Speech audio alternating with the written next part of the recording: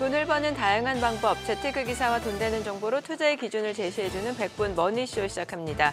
간밤 뉴욕 증시 하락 마감했죠. 네, 그렇습니다. 뉴욕 증시 이틀 연속 하락세를 보였습니다. 대형 기술주들 중심으로 크게 하락하면서 지수가 이렇게 크게 밀려버렸는데요. 자, 이제 제롬 파월 연준 의장이 우리 시간으로 오늘과 내일 이틀간 의회에 출석하는데요. 자, 그 본격적인 조정이 시작되는 건지 아니면 짧은 조정에 그칠지 한번 지켜보셔야 될 것 같습니다. 비트코인도 조금 이렇게 뭐랄까요, 흔들리는 모습. 그래서 모든 자산 가격들이 그동안의 급등 이후에 조금은 이렇게 긴장감이 커지는 시장 분위기입니다. 네. 어제 우리 증시도 하락세로 결국 마감하고 말았습니다. 네, 그렇습니다. 국내 증시도 미국 뉴욕 증시 하락 여파에서 자유롭지는 못했던 것 같습니다. 특히 코스피는 차익 실현 물량들을 쏟아낸 기관 투자자 매도로 2640선으로 밀려 내려갔습니다. 과연 오늘은 어떤 흐름을 나타내는지 증시타임에서 확인해 보겠습니다. 앞으로 주택 매매하실 때 대출 한도 미리 꼼꼼히 살펴보셔야 될 것 같은데 지난달 26일부터 도입된 스트레스 DSR로 예상보다 낮아진 한도에 깜짝 놀라시는 분들이 많더라고요. 그렇죠. 지금 대출 한도는 줄어드는데 금리는 또 오르고 있어서 차주들의 고민이 깊어지고 있습니다. 그 어느 때보다 계획적인 대출이 필요한 시점인 것 같습니다. 대출 전략 어떻게 가져가면 좋을지 하우머니에서 살펴보도록 하겠습니다. 네, 지금 보고 계신 머니쇼 유튜브에서도 라이브로 시청 가능하니까요. 많은 시청 부탁드립니다. 그럼 먼저 빠르게 돌아가는 글로벌 증시 상황부터 정리해 볼까요? 도지은 아나운서 소식 전해주시죠. 굿모닝 마켓입니다. 웬만한 악재도 금세 소화하고 애매한 경제 지표도 긍정적으로 해석해오던 시장도 쏟아진 겹 악재에는 당해낼 재간이 없나 봅니다. 우연히 악재가 겹친 것뿐일까요? 아니면 피로감이 쌓였을 때 하락의 핑계가 필요했던 걸까요? 간밤 뉴욕 증시는 나스닥 지수가 하락을 주도했습니다. 나스닥이 1.65% 하락했고 S&P 500과 다우 지수도 1%대 하락하면서 이틀 연속 하락으로 마감했습니다. 자세한 종목별 흐름 보시면 진앙지는 대형 기술주들이었는데요. 마이크로소프트가 2.96%, 3% 가까이 하락했고 애플도 2.8% 하락한 반면 엔비디아는 장 막판에 끌어올리면서 홀로 0.86% 상승 반전에 성공했습니다. 하지만 엔비디아를 제외한 대부분 반도체 종목들은 빨간불 켰습니다. 이어서 구글과 아마존도 각각 하락으로 마감이 됐습니다. 6위부터 10위도 보시죠. 메타도 1.60% 하락했고 테슬라는 시장이 오르나 내리나 줄곧 하락세 보이고 있는데요. 4% 가까이 하락세 보이면서 마감했습니다. 최근 매그니피센트 7 중에서도 주가가 차별화되는 양상이 두드러졌었죠. 엔비디아와 AI 반도체주들은 잘 나갔던 반면 애플과 테슬라 등 일반 소비자들을 대상으로 한 기업들의 경우 상대적으로 주가가 부진한 모습이었습니다. 그런 와중에 개별 이슈들이 하나씩 터져 나왔는데 정리를 해보면 애플은 올해 중국에서 아이폰 판매량이 전년 대비 급감했다는 소식입니다. 전년 대비 24% 정도 줄었는데 애플의 중국 스마트폰 시장 점유율은 15.7% 정도로 4위로 내려왔습니다. 작년 같은 기간 애플 점유율이 2위였는데 2단계나 밀린 겁니다. 유럽에서 대규모 과징금 폭탄을 맞았다는 소식 이후에 연이어서 악재가 터지고 있습니다. 테슬라는 중국에서 2월 자동차 출하량이 크게 감소했다는 소식 이후에 독일의 공장에서 정전으로 독일 공장이 가동이 중단됐다는 소식이 전해졌습니다. 실적 부진에 이런 이슈까지 겹치면서 주가 하락폭은 더 커졌습니다. 이어서 잘 나가던 AI 반도체 대중 수출 규제에 제동이 걸립니다. AMD가 중국 고객사에게 AI 칩을 판매하기 위해 미 상무부에 수출 승인을 요청을 했지만 거부당했다고 전해졌는데요. 상무부는 중국에 수출하고 싶으면 산업안보국 라이선스를 받아야 한다고 통보했습니다. 엔비디아도 대중 수출 제한으로 주가 랠리가 종종 제한됐던 적이 있었기 때문에 AMD 주가에도 적지 않은 영향을 미칠 것이란 분석입니다. 악재들을 쭉 펼쳐놓고 보니 겹치는 단어는 바로 중국입니다. 이번 중국 양회에서 숫자 5가 나오는지 여부를 지켜보자고 말씀드렸는데 올해 경제성장률 목표치 5% 안팎으로 제시가 되긴 했습니다. 하지만 어려움을 겪고 있는 경제를 부양할 만한 뾰족한 대책이 보이지 않아서 투자자들은 실망하는 분위기였는데요. 기대가 실망으로 바뀌면서 홍콩 항생지수는 2%대 하락 마감했습니다. 중국 이슈는 유가에도 영향을 미쳤는데요. 중국 경제에 대한 의구심이 소비 감소에 대한 걱정으로 이어지면서 이틀 연속 하락세 보이고 있습니다. WTI 배럴당 78달러 선에, 브렌트유도 배럴당 82달러 선에 하락 마감했습니다. 주식시장과 함께 비트코인도 하락세 보이고 있습니다. 사상 최고치인 69,000달러 돌파한 이후 고점 찍고 하락세 보이고 있는데 오늘 아침 기준으로 62,500달러까지 급격히 조정을 받는 모습입니다.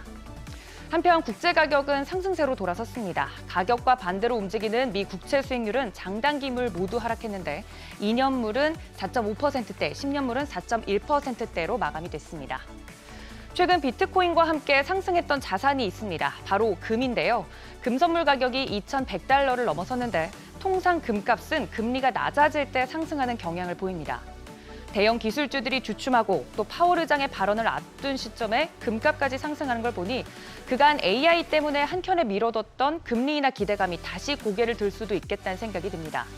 시장의 경계심이 한층 높아진 만큼 파월 의장이 금리 인하 타이밍에 대한 힌트를 줄지 파월의 입에 주목해 보셔야겠습니다. 굿모닝 마켓이었습니다.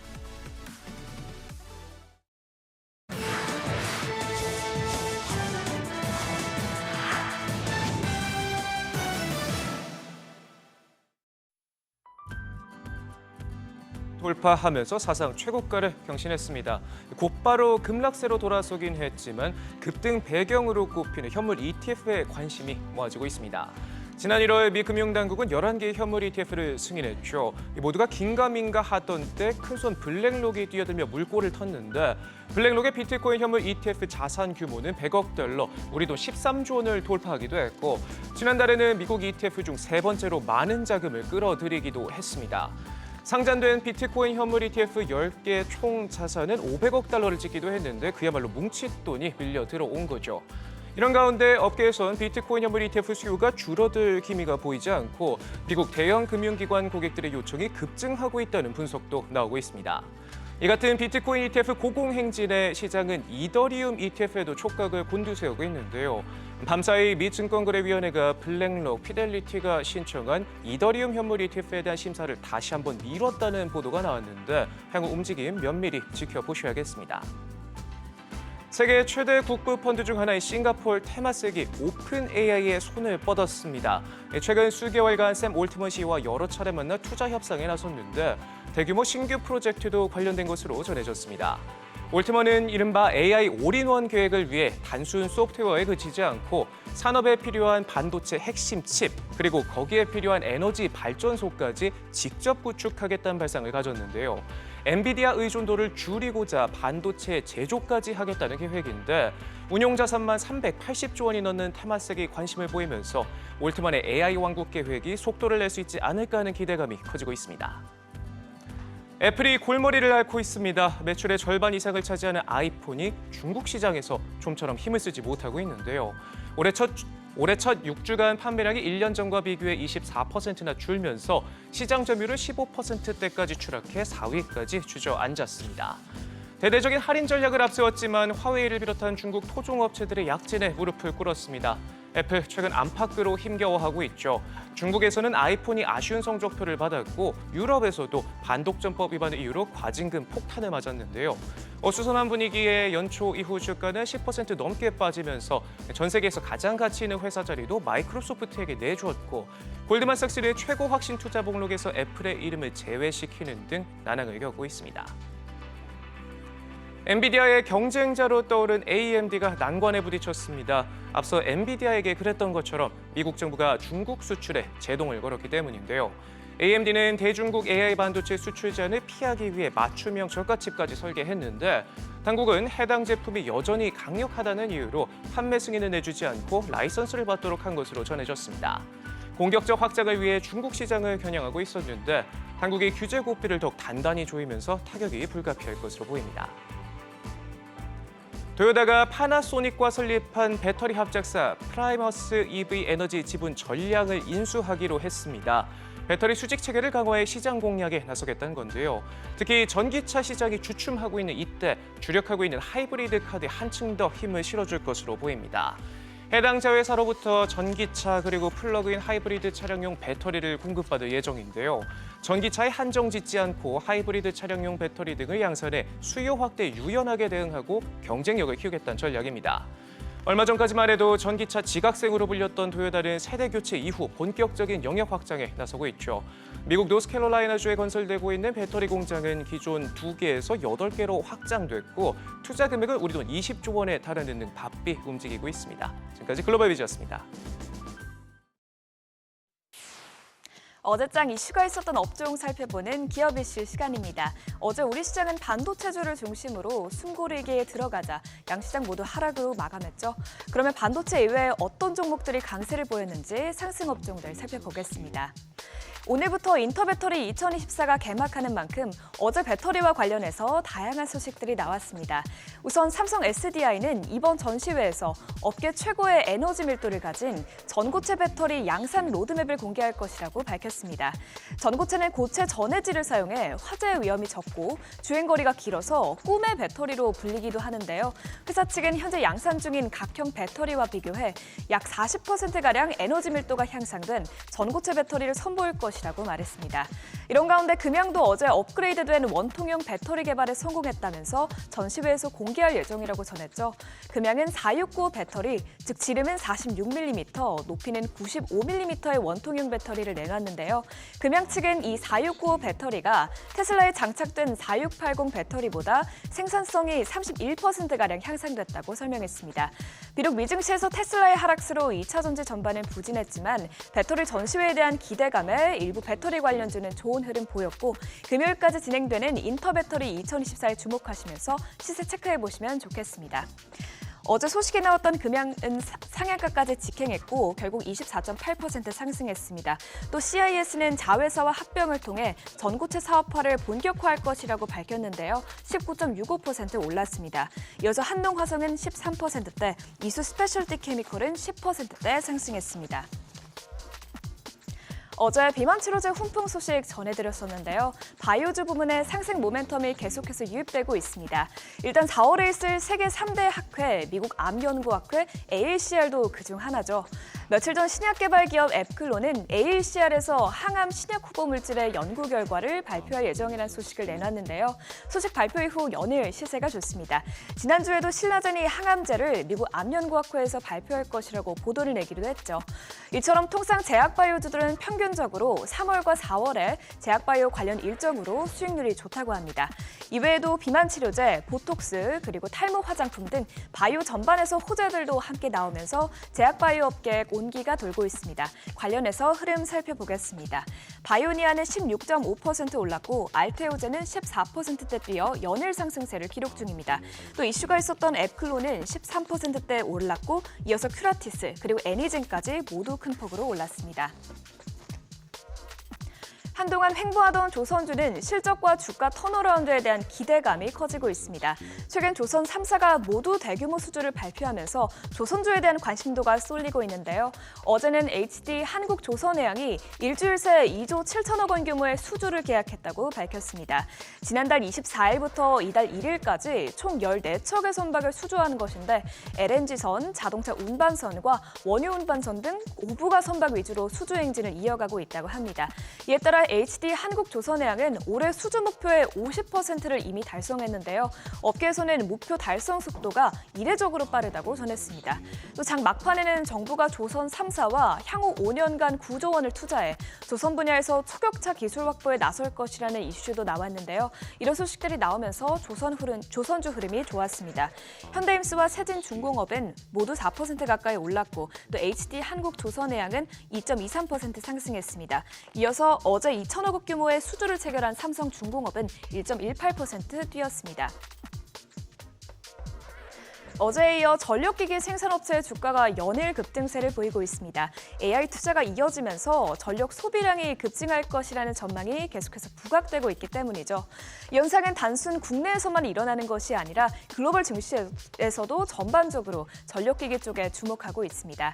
대표적인 미국의 전력기기 업체 이튼과 퀀타 서비스는 1년간 주가가 각각 70%, 50%가량 오르기도 했고 대만 증시에서도 최근 전력기기 관련주의 주가가 치솟았습니다.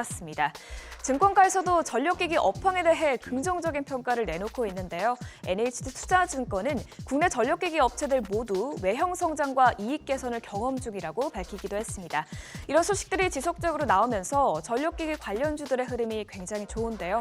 어제 이종호 과학기술정보통신부 장관이 전력 수요 급증에 대한 대책으로 차세대 원자력을 꼽은 만큼 변압기 외에 원자로 관련주 쪽 흐름도 계속해서 지켜보시면 좋을 것 같습니다. 어제 상승했던 종목 종목 살펴보면 연 이틀 강세를 보이고 있는 LS 일렉트릭은 13%대 상승했고 가온전선도 10% 넘게 올랐습니다. 뒤이어 LS 그리고 일진전기, 대한전선도 모두 상승 마감했습니다. 지금까지 어제장 이슈 살펴봤습니다.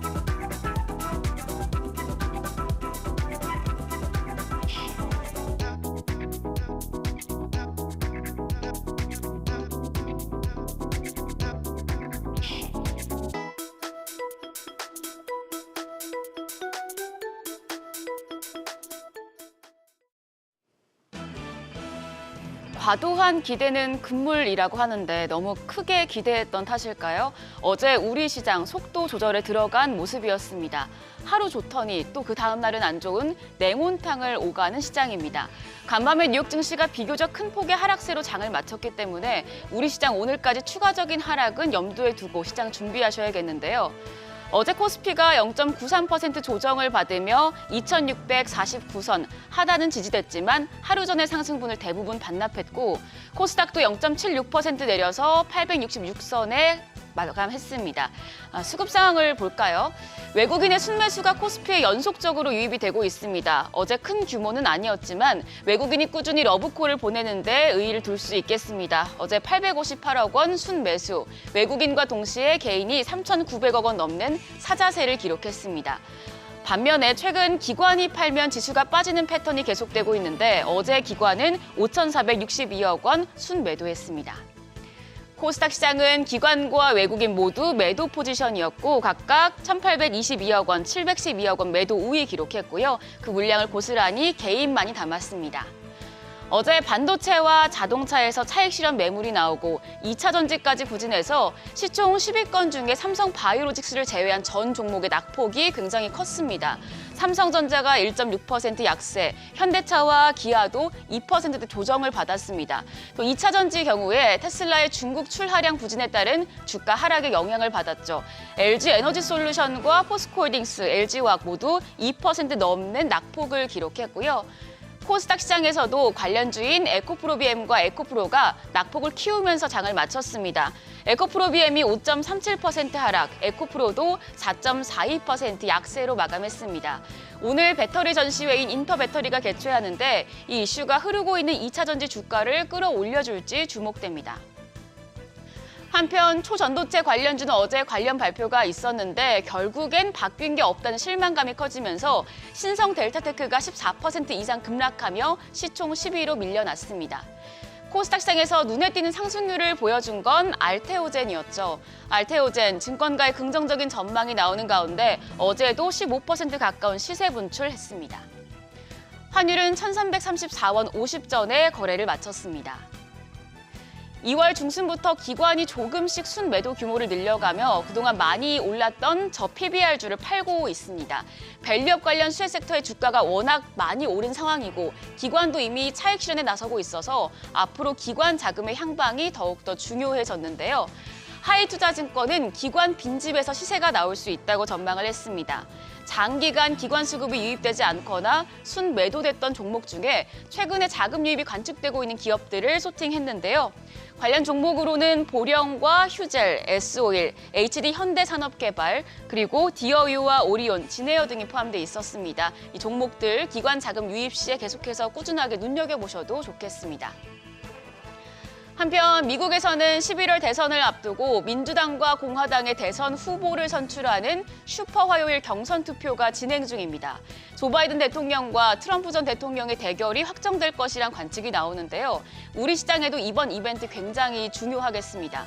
이번 슈퍼 화요일을 시작으로 이제 2분기까지 계속해서 미국 대선 수혜를 받는 업종들이 관심을 받을 수 있겠는데요. 최근의 여론조사 결과를 보면 트럼프 전 대통령이 바이든 대통령보다 조금 더 우세하기 때문에 트럼프 전 대통령의 정책과 맞닿아 있는 업종들이 더 부각될 수 있습니다. 관련 업종으로는 석유와 셰일가스, 원전, 원전 안에 있는 원자력과 연계된 SMR도 수혜를 받을 수 있겠고요. 방산과 건설 인프라는 물론이고 AI도 트럼프 전 대통령 당선 시 수혜를 받을 것으로 보입니다. 바이든 테마주, 트럼프 테마주, 선거 이벤트가 있을 때마다 움직일 수 있으니 미리 체크하시면 좋겠습니다. 오늘 시장 뉴욕 증시 영향으로 약세 출발할 것으로 보이는데요. 많이 오른 종목들에 대한 차익 실현 매물이 또 한 번 출회될 수 있으니 유의하시면서 대응하시기 바랍니다. 지금까지 어제장 오늘장이었습니다.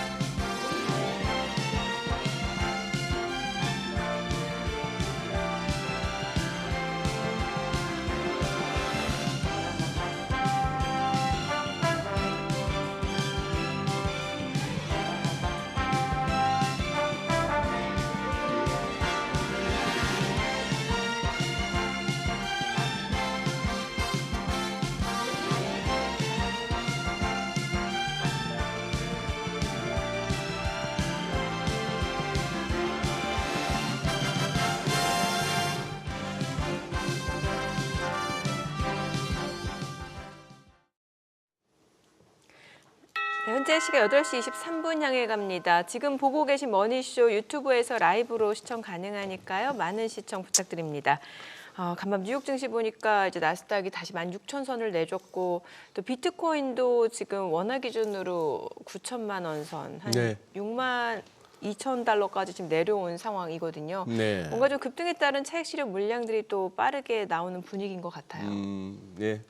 뭐 이렇게 최근 이제 자산 가격 급등세가 워낙에 네. 가파르고 급했다 보니까 또 돈들이 몰렸다 보니까 뭐 월가에서도 이런저런 어떤 급등에 따른 경고음은 계속해서 나오고 있는 그런 상황이고 이제 뭐 그런 거 아닐까요? 이번 이 랠리에 동참 못했던 어떤 세력들에 조금 밀리면 또 사러 들어가야지 하는 쪽의 세력과 돈이 얼마나 되며 네. 조금씩 밀릴 때마다 또 고점 근방에서 뒤늦게 들어갔던 세력들이 이건 조금 내가 이번에 실수했나 싶어서 좀 정리할까 하는 쪽의 세력과 돈이 어느 정도 될까 그 싸움인 것 같아요. 네. 일단 뭐 시중의 유동성 자체는 워낙 풍부하다 보니까 예, 이 그런 돈이 상황이고. 어디로 올라갈지가 또 궁금해지는 요 시점이네요. 굉장히 아슬아슬하고 또 긴장감이 고조된 상황에서 또 파월 의장이 마이크를 이틀 연속 잡는데 6.17일 그렇죠. 예, 의회 정은 늘 이맘때 상반기 하반기 있는데 여기서 톤을 어느 쪽으로 살짝 이렇게 비중을 둘지도 궁금합니다. 네. 저를 유현타증권의 유동원 본부장님과 시장 이야기 나눠보겠습니다. 어서 어서 오세요. 오십시오. 안녕하십니까. 네. 네. 어떻게 유 본부장님 저기 어제 미국 장은 조금 이렇게 뭡니까 한번 좀 심층 분석이 좀 필요한 것 같아요. 네. 정말로 중요한 타이밍이죠. 중요한 타이밍이에요. 이 시기가. 네. 우리가 결론을 내야 될 부분이 지금 이렇게 올라가는 게 어떤 거품이냐 아니냐 이런 것도 결론을 내야 될 것 같고 또 나스닥이 제법 많이 빠졌지 않습니까? 예. 네, 1.65%나 빠졌기 때문에 이게 좀 문제가 있는 거 아닌가 이렇게 걱정하실 수도 있어요. 근데 저희가 오늘 정말 좋은 메시지 드릴 것 같은데 정말 좋은 조정입니다. 좋은 조정이다. 네, 아주 건전하고 건전한 조정이다 이렇게 설명을 해드리는데 그 이유는 뭐냐면 우리가 지금 컵 핸들 차트라고 얘기를 하면서 예. 여태까지 S&P 500 그리고 나스닥 100 이런 지수들이 올라가는 모습을 보여줬었지 않습니까? 기억하시죠? 그래서 네. 그 컵 핸들 차트라는 거는 그 과거의 고점이었던 2021년 말 2022년 초에 그 고점을 이제 뚫고 올라가는 모습을 보여줬었을 때 우리가 어떻게 대응을 해야 되느냐 하는 부분입니다. 근데 잘 보시면은 제일 먼저 뚫었던 지수가 뭐냐면요. 나스닥 100이었어요. 네. 그랬죠. 자, 근데 나스닥 100은 사실 펀더멘털이 굉장히 좋은 기업들이 포진이 돼 있는 거죠. 네. 그 다음에 뚫었던 게 뭐냐면 나스닥 100 다음이 S&P 500입니다. 그럼 이제 100개 기업에서 500개 기업으로 간 거죠. 네. 근데 이제 지난주에 뚫었던 게 뭐냐면 나스닥 전체 지수입니다. 종합지수. 예, 종합지수는 2,500개 기업이 들어가 있어요. 네. 그러니까 이게 여태까지 못 올랐던 걸 갖다 막 땡긴 거죠. 근데 중요한 거는 이번에 지금 조정이 들어오고 있는데 뭐 예. 비트코인도 엄청나게 급등을 했고 지금 조정이 왔고 예. 또 뭐 재밌는 뉴스들이 좀 자꾸 나오고 있는데 네. 돈은 풍부해요. 근데 이 돈이 어디를 쫓아갔느냐에 따라서 지금 조정이 들어오고 있단 말입니다. 그래서 결론을 내리자면 펀더멘털이 튼튼하고 괜찮은 데에서 돈이 들어가고 있으면 그쪽으로 돈이 들어가고 있으면 안 빠져요. 근데 그게 아니라 뭔가 실적이 안 나오고 있는데 그냥 어떤 기대만 가지고 꿈만 가지고 올라갔던 케이스 아니면 또 실적이 안 좋아지는 기업이라든지 이런 쪽은 지금 주가가 급락하는 모습이 나오고 있는 거죠. 그래서 지금 딱 타이밍이 어떻게 느껴지냐면 나스닥의 지수를 보고 있으면 저희는 기본적으로는 워낙 펀더멘털이 튼튼한 기업들이 포진돼 있는 게 지수라 보니까 네. 계속 올라갈 거라고 생각을 하지만 희비가 엇갈리면서 지금이 정말 선택과 집중을 잘해야 되는 시기다 이 얘기를 해드리겠고 저희의 판단에는 이번 조정이 굉장히 건전한 조정이 될 것이고 이 건전한 조정 안에서 정말 좋은 종목을 골라내는 게 진짜 중요하다 이 네. 말씀을 드릴 수 있을 것 같습니다. 그래서 이제 간밤에 보면은 그 주요 빅테크 관련주 내에서 보면은 애플하고 테슬라는 좀 여러 가지 좀 악재가 있잖아요. 네. 뭐 실제로 잘 안 팔리고 있고 뭐 공장 가동 중단 소식도 있고 그러다 보니까 많이 떨어지고 또 반면에 엔비디아는 사상 최고치를 기록한 상황에서도 좀 더 올라가고 네. 또 뭐 슈퍼 마이크로 컴퓨터도 마찬가지인 것 같고요. 맞습니다. 예. 자 보면은 이제 뉴스가 딱 나왔던 게 보시면 예. 가장 이렇게 좀 끌어내렸던 이슈로 보면은 결국은 중국향 수출, 네네. 중국향 매출 이 부분을 가지고 네. 끌어내렸어요.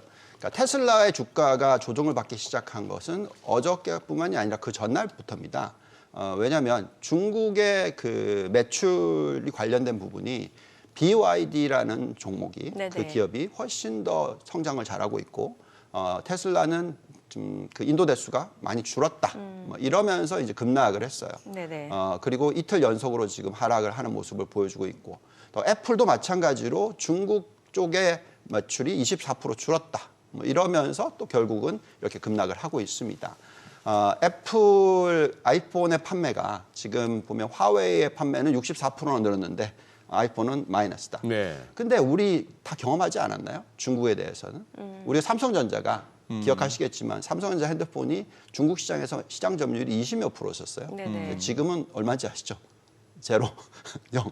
그 정도까지 급락을 했단 말이죠. 예. 그래서 중국은 자국 국가의 기업들을 위해서 철저하게 여러 가지 전략을 펴니다. 그래서 우리는 어떻게 보냐면은 중국에 대한 이 매출 비중이 높으면 높을수록 좀 조심해야 된다라는 것을 항상 갖고 있고요. 예. 뭐 대표적인 종목으로서 작년에 주가가 별로 흐름이 그렇게까지 안 좋았던 게 퀄컴이에요. 네네. 퀄컴의 매출을 보시면은 중국 쪽이 절반 이상이었어요. 그렇기 때문에 그만큼 주가의 흐름이 별로 안 좋죠. 그리고 또 지금 저희가 들여다볼 때는 중국은 자체적인 경기가 그렇게 좋지 않은 타이밍에서 예. 자국 쪽만 푸시를 하다 보니까 다른 나라 국가의 기업들의 매출은 안 좋아지는 그런 모습이 네. 나오고 있는 겁니다. 그래서 이걸 좀 보시면서 투자를 해야 되는데 근데 재밌는 거는 어제도 또 똑같은 악재 뉴스가 AMD에서도 나왔어요. 아, 그 저사양 칩에 대해서 수출 못한다. 나왔죠. 예. 네. 근데 주가는 안 빠졌어요. 빠졌다가 다시 다 되돌렸어요. 약보합 정도에서 마무리가 네. 됐죠. 그 보시면 엔비디아도 마찬가지죠. 여태까지 계속해서 중국으로 나가는 것이 막을 가능성이 높다라는 얘기가 나오면 주가가 빠졌는데 네. 근데 시간이 지나고 나니까 그게 별로 큰 의미가 없다라는 결론이 나오고 있거든요. 그래서 오히려 중국 쪽에 더 이런 그 AI 칩이 많이 팔리는 것이 좋지 않다라고 해석을 하고 있는 거예요. 네. 예, 그게 결론적으로는 그만큼 어떻게 보면 국가 간의 어떤 경쟁 부분에 있어서 얘기한 거죠. 또 보안 관련된 부분을 얘기를 하는 겁니다. 근데 반면에 다들 반도체 종목들이 많이 빠지긴 했는데 재미있는 현상은 이 보안 쪽, 그러니까 이 기술 보안 쪽, AI 보안 쪽 주가들이 지금 실적이 나오고 나니까 급등을 하고 있어요. 또 시간 외에서. 네네. 그러니까 그래서 결국 지금 무슨 얘기냐면 AI가 가장 중요한 거, 이거 다 아는 거고요. 네. 여기서 지금 미국과 중국이 지금 싸우고 있는데 여기서 누가 승자일 거냐. 예. 승자 쪽에 매출 비중이 높은 거는 주가 올라가는 거고 네네. 아닌 거는 빠지는 거고 이런 케이스가 지금 자꾸 나오는 겁니다. 그래서 지금 정말 중요한 타이밍이고 우리가 종목을 선별을 진짜 잘해야 되고 그게 지금 그러니까 AI 관련된 업종만 국한된 게 아니고요. 신재생에너지, 전기차 모든 부분에 지금 다 돼 있습니다.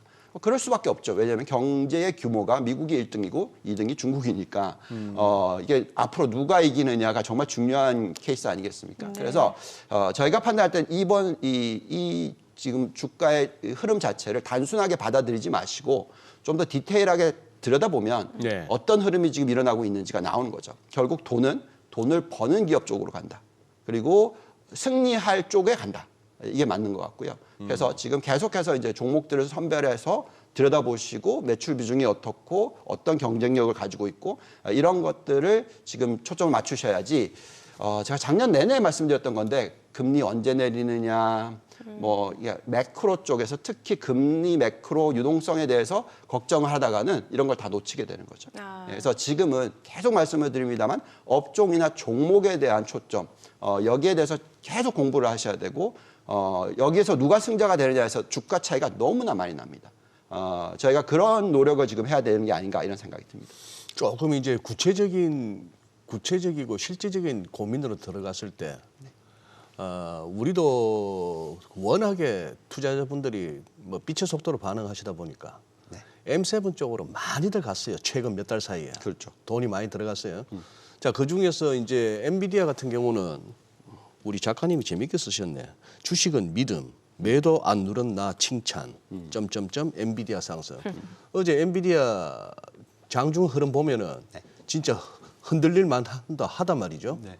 그래서 이제 이게 완전 요즘 주식 투자가 신앙의 단계로 진화해 버렸는데 믿음 뭐 이런 소리 강조하는 데가 많아졌던데 자 어쨌거나 안 눌렀더니만 플러스도 났고 슈퍼마이크로 컴퓨터도 마찬가지 비슷한 흐름을 보이다가 또 상승 마감.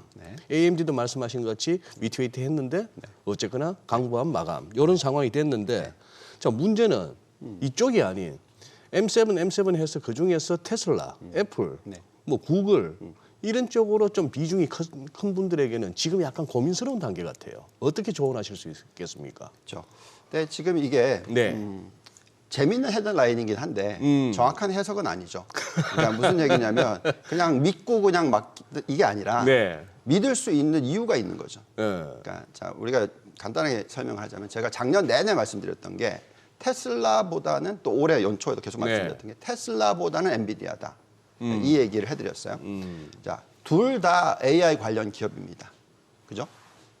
AI라고 얘기를 그렇죠. 하죠. 물론 이제 전기차 부분이 들어가 있지만 AI라고 얘기를 합니다.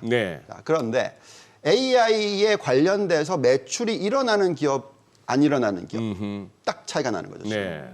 엔비디아는 AI 관련돼서 하드웨어를 깔기 때문에 매출이 기하급수적으로 늘어나고 있죠. 반면에 테슬라는 AI 얘기를 많이 하고 있지만 아직까지 AI 관련 매출은 없다. 그죠? 뭐 우리 자율주행이 있어야 되고 그리고 또 뭐 여러 가지 이제 AI 관련된 매출이 일어나야 되는 부분인데 이건 다 소프트웨어 관련된 부분이고 또 하드웨어 쪽도 가고 있는데 로봇 산업도 아직까지 이익이 제가 항상 얘기했지만 이익이 났을 때 투자를 한다 얘기했잖아요. 그러니까 테슬라의 투자 타이밍은 뭐였냐면 전기차 관련돼서 매출이 나오면서 흑자 전환을 한 시기에 투자를 하는 게 맞다라고 얘기했잖아요. 그럼 이제 그거에 대한 거는 이미 다 들어와 있고 앞으로 이제 미래에 그 투자를 하는 경우에 똑같습니다. 관련돼서 AI 관련돼서의 매출이 들어오면서 흑자 전환을 하거나 현금 흐름이 플러스 전환됐었을 때 투자를 하시면 되는 거죠. 그래서 지금 이런 종목들을 보고 있으면 결국 우리가 AI 관련된 투자를 하는 게 맞는데 어느 타이밍에서 하느냐는 거죠. 그래서 AI 관련해서 이미 매출이 일어나고 있는 건 투자를 하는 게 맞고요. 아직까지 일어나지 않고 있는 거에 있어서는 확인을 하면서 가자는 게 맞아요. 저희가 지난주, 지지난주에 저희가 굉장히 작업을 많이 한 부분이 있는데 굉장히 중요한 포인트인데 예를 들어서 대표적인 두 개의 종목이 있다고 칩시다. 우선 SMCI라는 종목이 있고요. 이건 이제 하드웨어고 매출이 막 늘어나고 있는 기업이에요. 그리고 또 다른 기업으로는 뭐 AI 관련된 소프트웨어를 파는 기업이 있어요. 스노우플레이크라는 기업이 있습니다. 네. 자, 보시면 둘 다 주가가 많이 올라갔었어요.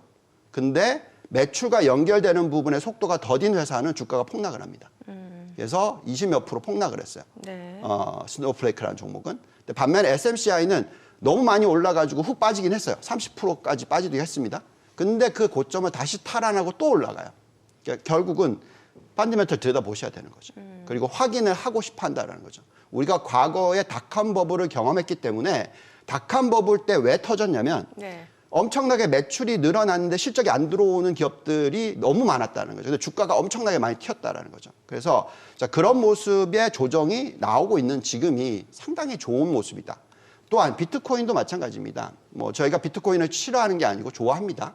근데 이제 비트코인을 가지고 무엇을 할 수 있는가를 고민하게 되면은 주가가 이만큼 올라갔을 때 뭘로 저희는 계산하게 되냐면 나스닥 시가총액 대비해서 비트코인 플러스 가상화폐 시장의 시가총액이 어느 정도 퍼센트지까지 올라갔느냐. 네네. 이걸 보고 저희는 판단하거든요. 예. 왜냐하면 이건 어떻게 이익을 측정할 수가 없잖아요.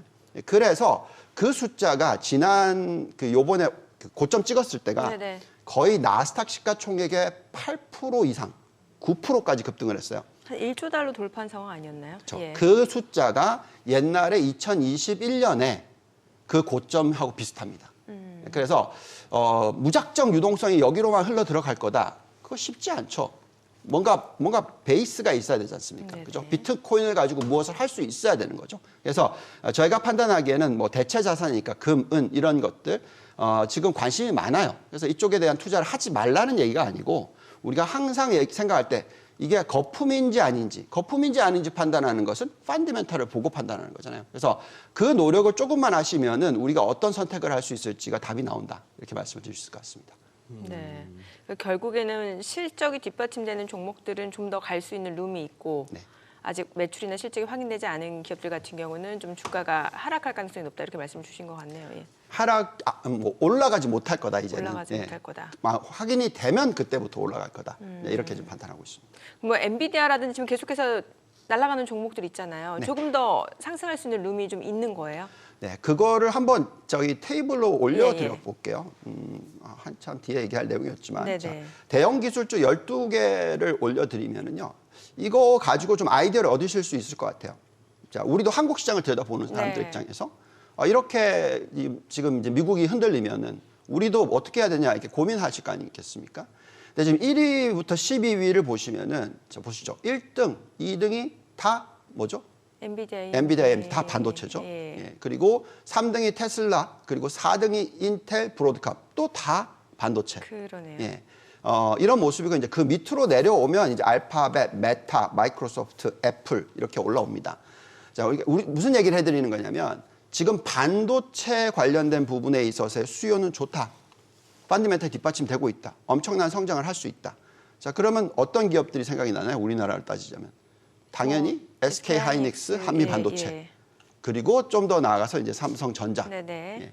그러면 이 종목들이 많이 올랐다고 해서 팔아야 될까요? 아니죠. 오히려 더 투자를 해야 되겠죠. 그래서 저희가 지금 판단하기에는 지금 덜 오른 종목이나 빠진 종목에 대한 관심을 가지시는 타이밍은 조금 보류하자. 아. 예. 그리고 특히 이제 테슬라 같은 경우에는 저희가 펀더멘털이 튼튼하다고 생각합니다. 예. 그리고 이 회사가 AI 관련돼서 경쟁력이 굉장히 있다고 생각합니다. 그리고 또 중국과의 싸움에서도 이길 거라고 생각합니다. 근데 그 과정에 있어서 지금 계속해서 중국은 단가를 낮추고 있어요. 그러다 보니까 실적이 안 좋은 모습이 자꾸 나온다라는 거죠. 그래서 우리가 이제 선택을 잘 해야 되는 부분인데 결국 우리나라 기업들도 그렇고 대형 기술주도 그렇고 실적이 뒷받침된다 그러면 당연히 좋고요. 그렇지 않다면 좀 어려운데 지금 애플 얘기를 잠깐 하셨으니까 네네. 애플을 보시면은 지금 마이크로소프트와 애플의 시총이 바뀌었죠. 네네. 1등 기업이 애플이었고 2등 기업이 마이크로소프트였는데 제가 작년에 그 얘기 해드린 것 같은데 마이크로소프트가 1등이 될 거다. 왜 그러냐면 AI 관련된 기반적으로 그 지금 앞으로 이익이 늘어날 수 있는 가시권이 보이지 않습니까? 근데 반면에 애플은 이 AI 관련돼서 대응을 좀 잘 못했다. 이런 뉴스가 자꾸 나오고 있어요. 그리고 또 애플카를 갖다가 이제 안 하겠다. 네. 뭐 이런 얘기까지 나오고 있으니까 앞으로 뭘 가지고 이익이 날 거냐 하는 부분에 있어서 좀 의구심이 생기는 거죠. 근데 저희는 또 그렇다고 해서 애플이 경쟁력이 없다 절대 그렇게 보이는 거 아니고요. 여기서 뭐 무조건 팔자 이것도 아니고요. 그러니까 언제 이쪽에 대한 투자 비중을 늘려야 될까 하는 타이밍을 잡는 건데 그거는 AI 관련된 매출이 제대로 일어날 수 있는 어떤 가시권이 보일 때 그때 하시면 된다 이렇게 말씀을 드릴 수 있겠습니다. 예. 오늘 우리 장 어떨 것 같습니까? 지금 이제 어제 그거 하고 나서 미국 장은 지금 지수물 흐름으로 봐서는 뭐 추가 급락으로 이어지기보다는 네. 그냥 이렇게 또 뭡니까 어제 낙폭이 또 크다고 봤는지 그래도 이렇게 강박을 보이는 상황이고 우리 코스피가 약간 좀 도깨비잖아요. 미국을 또 앞서기도 하고 어제 한 뭐 10시 전만 하더라도 그냥 지수를 플러스로 돌리고 했던 게 오후 들어서 그렇게 낙폭이 커지고 있고 지금 또 약간 개장 전 흐름으로 봐서는 모르겠습니다. 이게 어디까지 페이크고 어디까지 진실성이 있는지는 모르겠으나 많이 밀릴 것 같지는 않고 맞습니다. 우리 장도 어떻게 보세요? 네, 저는 계속 말씀을 드리지만 해외 쪽에 대한 얘기를 많이 하고 있고 하고 계시고 그리고 또 많은 고객들이 찾아오셔가지고 한국장 너무 힘들다, 하기 싫다, 그냥 해외 쪽 투자를 하게 도와달라 이런 분들이 정말 많으신데 그래도 제가 드리는 말씀은 지금 한국 시장은 타이밍상으로는 올라가는 타이밍이다. 지금은 그래서 더더욱이나 반도체가 우리나라의 그 코스피의 비중으로 차지하면 40%가 되니까 이게 제가 볼 때 좋아요. 예, 이게 앞으로 1년 최소 상당히 좋을 것 같습니다. 주가는 계속 올라갈 것 같아요. 그런 와중에서 코스피가 안 좋을 거다 이 얘기를 못 한다라는 거죠. 그리고 또 좀 다행스러운 것은 여기서 나와 있지만 기아차, 현대차도 지금 테슬라가 뭐 중국 차랑 이제 경쟁을 하고 있는 가운데서 잘하고 있어요. 예, 미국에서의 그 매출을 보시면은 정말 잘하고 있죠. 그래서 중국산 차들이 미국에다가 팔 수는 없잖아요, 거의. 근데 그 룸을 우리나라 자동차가 커버를 하고 있다는 거죠. 예, 그렇기 때문에 계속해서 좋은 성과를 올리고 있는 겁니다. 그런데 너무나 저평가되어 있죠, 밸류에이션 상으로. 그래서 이런 가운데서는 지금 가장 대표적인 두 개의 업종인 반도체와 자동차가 버티고 있잖아요. 그런 가운데서는 제가 볼 때는 시장이 흔들린다 하더라도 충분히 얼마든지 투자의 기회를 삼으실 수가 있다. 그래서 우리가 계속 얘기했던 게 아무것도 안 들고 가더라도 그 SK 하이닉스와 기아차만큼은 들고 가야 된다. 이 얘기는 정말 여러 번 해드린 것 같아요. 네, 그래서 지금이라도 괜찮은 거 SK 하이닉스 많이 올라왔잖아요. 저희가 지지난주에 들여다봤었을 때 저희가 이제 글로벌 종목을 뭐 수백 개를 들여다보지 않습니까? 그 중에서 이제 탑 30개를 뽑는데 1등이 SK 하이닉스였어요. 더 올라갈 엔비디아보다도 더 위였습니다. 근데 주가가 너무 많이 올라가다 보니까 지금은 좀 내려왔어요.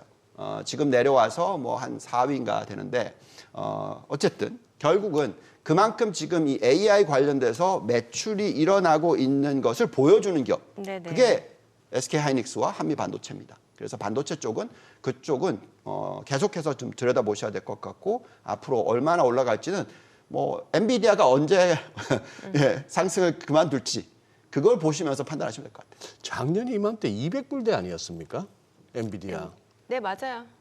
그랬나요? 예, 200불대였는데 그때도 이미 그 전해부터 좀 올라가고 있서서 조금 비싸다라는 한 300불 얘기하는 분들이 근방에서 꽤 비싸다는 얘기를 있었어요. 참 많이 했었는데 시장 참. 아니 근데 지금 유본 부장께서 가져오신 저 우리나라 종목의 상대적 매력도에서 제가 이렇게 개인적으로 그거 여쭤보고 싶은 게 제가 들고 있어서가 아니고 하도 주변 사람 분들한테 저도 뭐 이쪽에서 이렇게 얼굴을 비치니까 뭐 아나 싶어서 자꾸 여쭈시는데 아는 거 없거든요, 저. 그런데 자꾸 네이버를 많이 들어요, 요즘. 최근에 시세 한번 날 때 많이들 들어가셨나 봐. 그러고 나서 지금 또 이제 확 거의 원위차듯이 해놓으니까 매력도가 좋게 나오네요. 네, 좋게 나옵니다. 근데 이제 네이버라는 종목이 우리가 어떻게 보면은 이제 메타와 비교할 수가 있잖아요, 사실. 메타. 예, 미국의 메타. 그래서 그만큼 이제 소셜 그쪽에서 경쟁력이 있다라고 생각하는 거고요. 여기서 이제 중요한 거는 우리가 이제 K컬처라는 게 있기 때문에 그걸 이용을 해서 글로벌 매출을 일으키는 모습이 나와주면 글로벌 매출 주가는 튑니다. 제가 볼 때는 그게 지금 아직까지는 정확한 가시권이 안 나오다 보니까 어떻게 해야 될지 잘 모르는 거죠. 그 이른바 그 요즘 유행어가 된 티핑 포인트가 언제가 될지. 글쎄요, 정확하게 모르겠지만 뭐 기술력이나 잠재력 봐서는 괜찮은데 올 것 같습니다. 올 것 같다. 예, 저는 그렇게 생각하는데 네, 우리 아직까지 한국 내에서만 장사하겠다고 들면은 한계가 있는 거고. 한계가 있는 거고.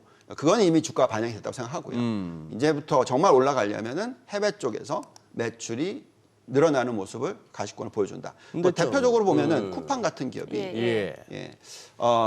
진짜 제가 놀라웠던 게 뭐냐면 그 드렁큰 밀러라는 분이 그 정말 투자를 잘하시는 분이 계신데 맞나? 그분이 어쨌든 연 평균으로 30%의 수익률을 올리신 분이세요.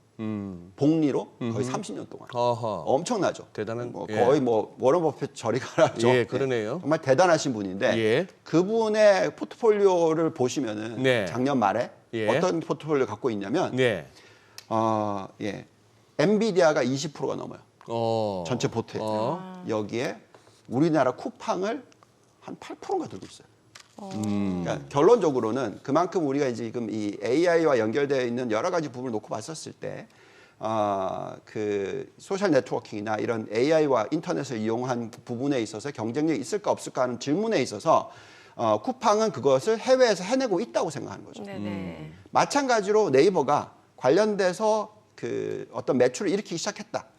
그런다면 이제 주가는 움직이겠죠. 근데 아직까지는 그게 안 보이는 것 같습니다. 뭐 저도 확인을 해봐야 되겠지만 자세하게 들여다보진 않았지만, 근데 들리는 소문은 네. 잘 하고 있다라는 얘기를 듣고 있어요. 네. 앞서서 본부장님이 사실은 뭐 지금 매크로 이슈보다는 이제 종목이라든지 업종 선택과 집중이 중요하다는 말씀을 주셨습니다만 그래도 점검은 해봐야 되잖아요. 최근에 뭐 경기 지표, 미국의 경기 지표 자체가 사실 좀 혼란스러운 부분이 있거든요. 네. 자, 이게 진짜 왜 중요하냐면, 예. 자, 이게 뭐 거품이었다고 판단하면 결국은 앞으로 미국 시장이 더 오를 게 없다고 생각한다면 이 모든 논리가 다 깨지는 거잖아요. 그죠? 그래서 우리는 지금 이제 들여다보면서 미국 시장이 얼마나 더 올라갈지, 그리고 이걸 올릴 수 있는 이유가 뭔지, 이런 네. 것들을 매크로적인 차원에서 들여다봐야죠. 그래서 우선 이것부터 보시죠. 지금 올해 1월, 2월이 장이 굉장히 좋았어요. 네. 그죠? 그래서 1월, 2월 달에 장이 좋았다 그러면은 미국 시장이 과거에는 어땠느냐? 과거 한 80년 동안의 역사상 보시면은 보시면 3월 달도 올라갈 확률이 있고요. 얼마나 올라갈 확률이 평균적으로 나오냐면 한 1.5% 정도 올라갈 확률이고, 그리고 얼마나 올라갈 수 있는 확률적으로는 71%입니다. 더 중요한 건 저거는 이제 좀 그렇게까지 높다고 생각하지 않는다면, 중요한 것은 연말까지의 확률은 92.9%로 상승할 거다. 그리고 12개월로 따지자면은 96.4% 더 올라간다는 겁니다. 그래서 이걸로 계산을 했더니 S&P 500이 연말에 어느 정도까지 갈 수 있느냐 대충 계산해 보니까 5,700에서 5,800포인트 사이입니다. 그러면 지금이 5,100까지 네네. 갔다가 조정을 받았죠. 예. 그렇기 때문에 아직까지는 어떤 이 통계적으로 보면은 연말까지 올라갈 수 있는 룸이 있다라고 말씀을 드리겠고, 또 거기에 관련된 500개 기업을 다 들여다보면은 펀더멘탈이 좋아지고 있는 기업들이 훨씬 더 많다. 그렇기 때문에 저희는 이런 투자를 한다라는 말씀을 드리겠고요. 그 다음에 이제 조금 더 매크로적인 숫자로 들어가서 보면은, 그러니까 지난주에 또 뭐 이번 주 초에 나오고 있는 숫자를 보고 있으면 많이 헷갈릴 수 있어요. 네. 왜냐하면 이게 다 좋은 모습도 아니고 하나는 좋고 하나는 나쁘고 이런 모습이 자꾸 나와요. ISM 제조업은 또 안 좋았단 안 말이죠. 좋았죠. 예. 근데 보면은 ISM 비제조업 서비스는 좋았어요. 그러니까 헷갈리는 예, 거죠. 예. 근데 어쨌든 이걸 보고 있으면 경기 침체는 아니다. 이건 알겠고요. 또 어떤 숫자가 나왔냐면 인플레이션, PC 인플레이션이 네. 나왔죠. 보시면은 헤드라인은 또 빠졌어요. 예. 그러니까 우리가 원하는 2%대로 가고 있잖아요. 네네. 2%대 지금 2.4%니까. 네네. 근데 보시면은 근원 PC를 보시면은 이렇게 빠지는 폭이 좀 누웠어요. 좀 둔화되고 예. 있죠. 예. 그래서 이걸 보고 있으면 이거 좀 이상하다. 또 아주 흔히 우리가 얘기하는 슈퍼 코어 PC 인플레이션이라는 게 예, 있습니다. 예. 이걸 보면은 전달 대비해서 0.6%나 상승을 했어요. 오히려 인플레이션 압력이 높아질 수도 높아지는 거 있죠. 아니냐. 그러니까 예. 이렇게 해석할 수도 있는데 예. 헤드라인만 보니까 또 2.4%까지 떨어지니까. 예. 그래서 사람들이 지금 막 헷갈려 하는 겁니다. 그래서 이런 상황에서는 어떤 경제적인 지표를 가지고 판단하기 상당히 어려워요. 예. 그래서 저희는 결국은 기업들을 가지고 숫자를 보면서 판단하자. 이제 이 얘기를 많이 해드리고 있고요. 그거를 어떻게 보고 있냐면 S&P 500의 적정 가치 분석이라는 걸 저희가 해보고 있습니다. 네. 이제 이걸 어떻게 보시면 되냐면 당연히 금리가 어떻게 되느냐에 따라서 바뀌어요. 근데 지금 현재 보시면은 4.2%의 금리, 지금 현재 금리에서 더 안 빠진다고 생각하더라도 경기 침체가 오지 않고 올해에 이익 들어오고 내년에 이익 들어온다라는 가정이 들어가면, 그러니까 올해 이익 증가율이 한 11% 정도 됩니다.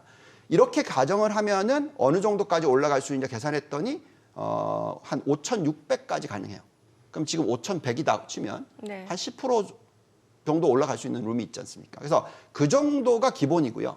근데 더 중요한 거는 만약에 진짜 금리가 더 떨어져 준다. 그래서 내년 말까지 3.5%의 10년 국채금리 수준을 보게 될 것이다. 라고 계산하면 내년 말까지는 6,000포인트를 넘어갈 수 있는 환경이 나온다는 거죠. 그래서 18% 정도 상승할 수 있다. 그래서 지금 이 펀더멘탈을 보고 있으면은 여러 가지 매크로 부분이 있는데 금리만 안 올라주면, 네. 즉 막 인플레이션이 너무너무 많이 들어와가지고 금리를 갖다가 내리는 게 아니라 올리겠다. 이런 얘기가 나오면 이제 큰일 나는 거죠. 근데 그게 아니라 미 연준이 얘기를 하는데 우리 금리 내려줄 건데 좀 참아.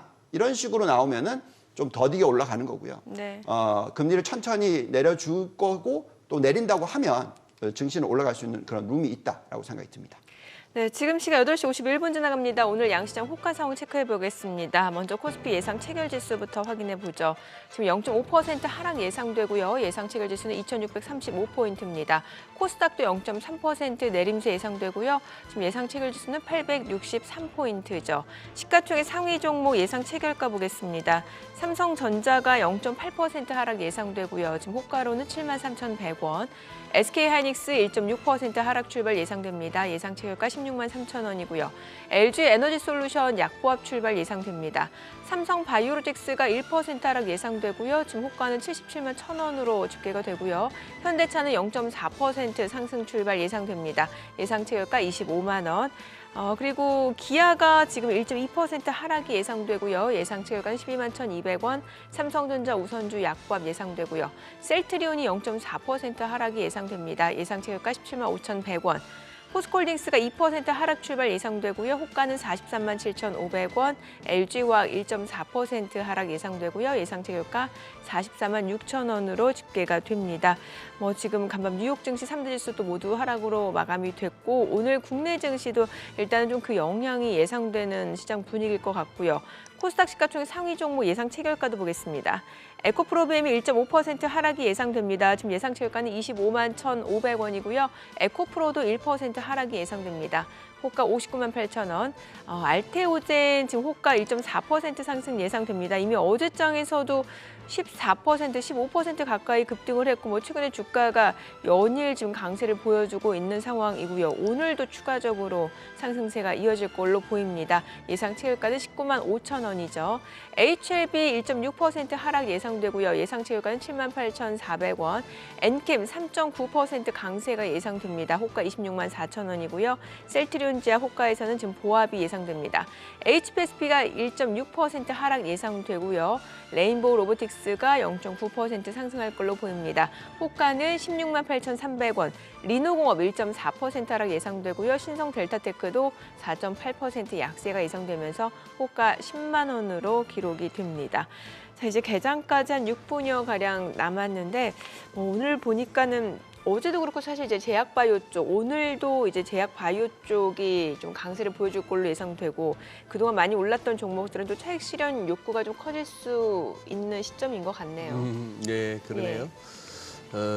어쨌거나 지수 선물 통해서 아니면 전반적인 지수 시장 전체를 산다는 개념의 어떤 ETF 이런 쪽이 아니시라면 진짜 지수 아무 의미 없어라는 생각을 하실 만한 그런 상황이고 또 실제 시장 흐름이 그렇잖아요. 이쪽 오를 때 이쪽 빠지고 하면서 지수 관련주들이 가면은 지수는 가는 건데 그거 합니다. 어쨌거나 테슬라 저렇게 급락에 2차 전지 하시는 분들은 늘 체크하는 종목이기도 한 엘버말 같은 경우도 이렇게 또 급락을 가고 있고 어제도 우리 2차 전지주들은 빠지는데 보도자료 한 개 갖고 또 상한가 비스무리하게 간 종목도 나오기도 하고요.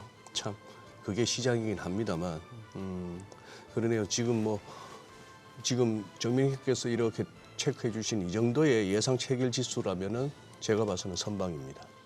예. 미국 저런 상황 하에서 또 중국이 다소 약간 좀 실망스럽기도 하고 말 나온 김에 5% 안팎이 가능하겠습니까? 아, 중국 경제 성장률이요. 아니 재작년에는 중국이 코로나 때문에 완전히 봉쇄돼 있다가 2022년에 봉쇄돼 있다가 2023년에 경제가 풀리니 어느 정도 기저 효과가 있어서 5.2%라고 만들어냈는데 네.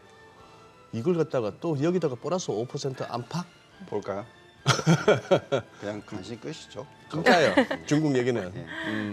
물론 저희는 굉장히 중요하다고 생각합니다. 왜냐하면 대한민국 국민들이 중국 관련된 종목이라든지 투자를 지난 10년 동안, 15년 동안 정말 많이 하셨어요. 네네. 아직도 EL에서는 여전히 예. 결론이 안 났지 않습니까? 그 근데 어느 정도. 그 10몇 년이 지나고 나서 되돌아가 보면 네. 우리나라 재벌도 그렇고 네. 우리나라 개인 투자자들도 그렇고 돈을 번 게 없어요. 중국에서 기웃거리다가는 네. 음, 뭐 그게 너무나 안타까운 부분인데요. 네. 제가 재미있는 데이터들을 봤는데요. 네. 오늘은 제가 일부러 안 가져왔습니다. 너무 좀 약간 그 보고 있으면 네, 참담해지나요? 예, 아, 약간 음모론인 음모론. 것 같아가지고. 네. 예. 근데 어쨌든 지금 중국에서 경제 관련된 그 시위가 역대 최고치랍니다. 근데 안 보인다는 거죠. 그러니까 잘 안 보여주잖아요. 언론에도 노출이 안 언론, 되고. 예, 예. 중국이니까. 예, 중국이니까. 그리고 작년에 리커창이 죽었지 않습니까? 그렇죠. 네네네. 후진타운은 뭐 여기에 요즘에 그 고위 관계자들이 뭐 그만두게 되는 케이스가 가장 높답니다. 그래서 지금 거의 시진핑 주석이 왕 이런 모습이 자꾸 나오고 있는 가운데서 경제 숫자 발표되는 것들도 예, 수가 막 줄고 있죠. 저는 한번 보여드렸지 않습니까? 네네네. 근데 그걸 뭘 아예 믿겠습니까? 발표를 안 하겠다고 하는 네, 경우도 있고. 예. 그걸 왜 믿어요? 그러면 그러니까 이 목표치도 의미가 없을 수 있다. 의미가 없다는 거죠. 저희한테 입장에서. 아. 네, 그래서 별로 관심을 갖고 있지 않고요. 여기 지금 나와 있는 게 이 숫자가 블룸버그 이코노믹스에서 가지고 온 숫자인데요. 지금 노란색 선은 5% 정도로 지금 이제 전에 예측했던 숫자인데 이제는 확연하게 밑으로 떨어져 있습니다. 그래서 5% 성장률이 안 될 거다. 장기적으로 계속해서 쭉쭉쭉 더 떨어질 거다라고 지금 예측이 되고 있습니다. 여기에 그 사실 소비를 많이 해야 되고 예. 또 지금 저축률이 굉장히 높다라는 데이터를 갖고 있는데도 불구하고 왜 중국 국민들이 집을 안 살까? 네. 보시면은 지금 중국의 그 주택 매출이 지난 2월 달에 마이너스 65%입니다. 이런 숫자를 보고 있으면 전 놀랄 수밖에 없어요. 깜짝깜짝 놀라는 숫자죠. 그래서 글쎄요. 아무튼 중국에 대해서는 저는 지금은 물론 당연히 유동성을 풀어요. 왜냐하면 이게 지금 마지막 카드입니다. 그래서 금리를 막 내리고 있잖아요. 그래서 대출 금리를 4.2에서 3.95까지 0.25% 내렸어요. 아마 연말까지 3% 밑으로 떨어뜨릴 것 같아요. 근데 그거는 대출 금리를 3% 밑으로까지 떨어뜨려서 할 때 이게 제가 볼 때는 거품이라는 거죠.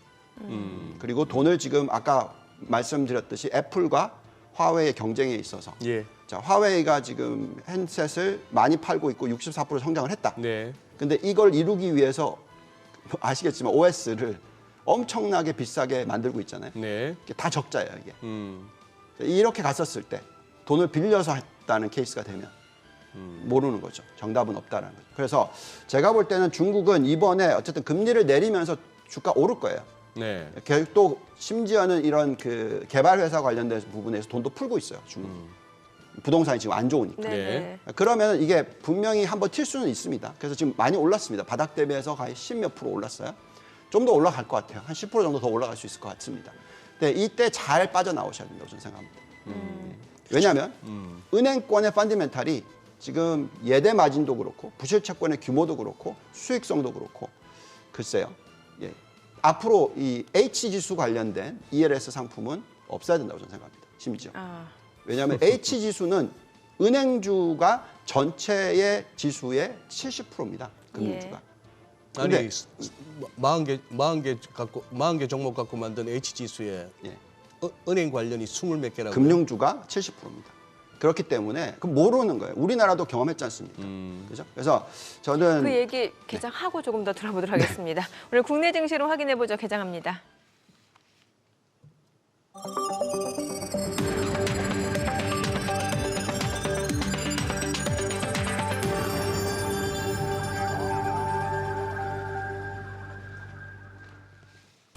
네, 3월 6일 수요일 국내 증시 개장했습니다. 간밤 뉴욕 증시 3대 지수 하락 마감이 됐고요. 나스닥 16,000선을 내줬고 S&P 500도 5,100선 밑으로 밀려 내려갔습니다. 그동안 많이 올랐던 종목들에서 차익 실현 물량들이 나왔고 특히 이제 빅테크 관련주 내에서는 테슬라 같은 경우는 중국의 그 출하량 급감 소식이 나오고 있고 또 독일 공장 가동 중단 소식까지 이어지고 있는 상황이고요. 애플 같은 경우도 중국에서 점유율이 많이 밀려 내려갔다는 소식에 주가가 많이 떨어졌습니다. 반면에 엔비디아 상승으로 마무리가 됐고요. 슈퍼마이크로 컴퓨터도 올랐습니다.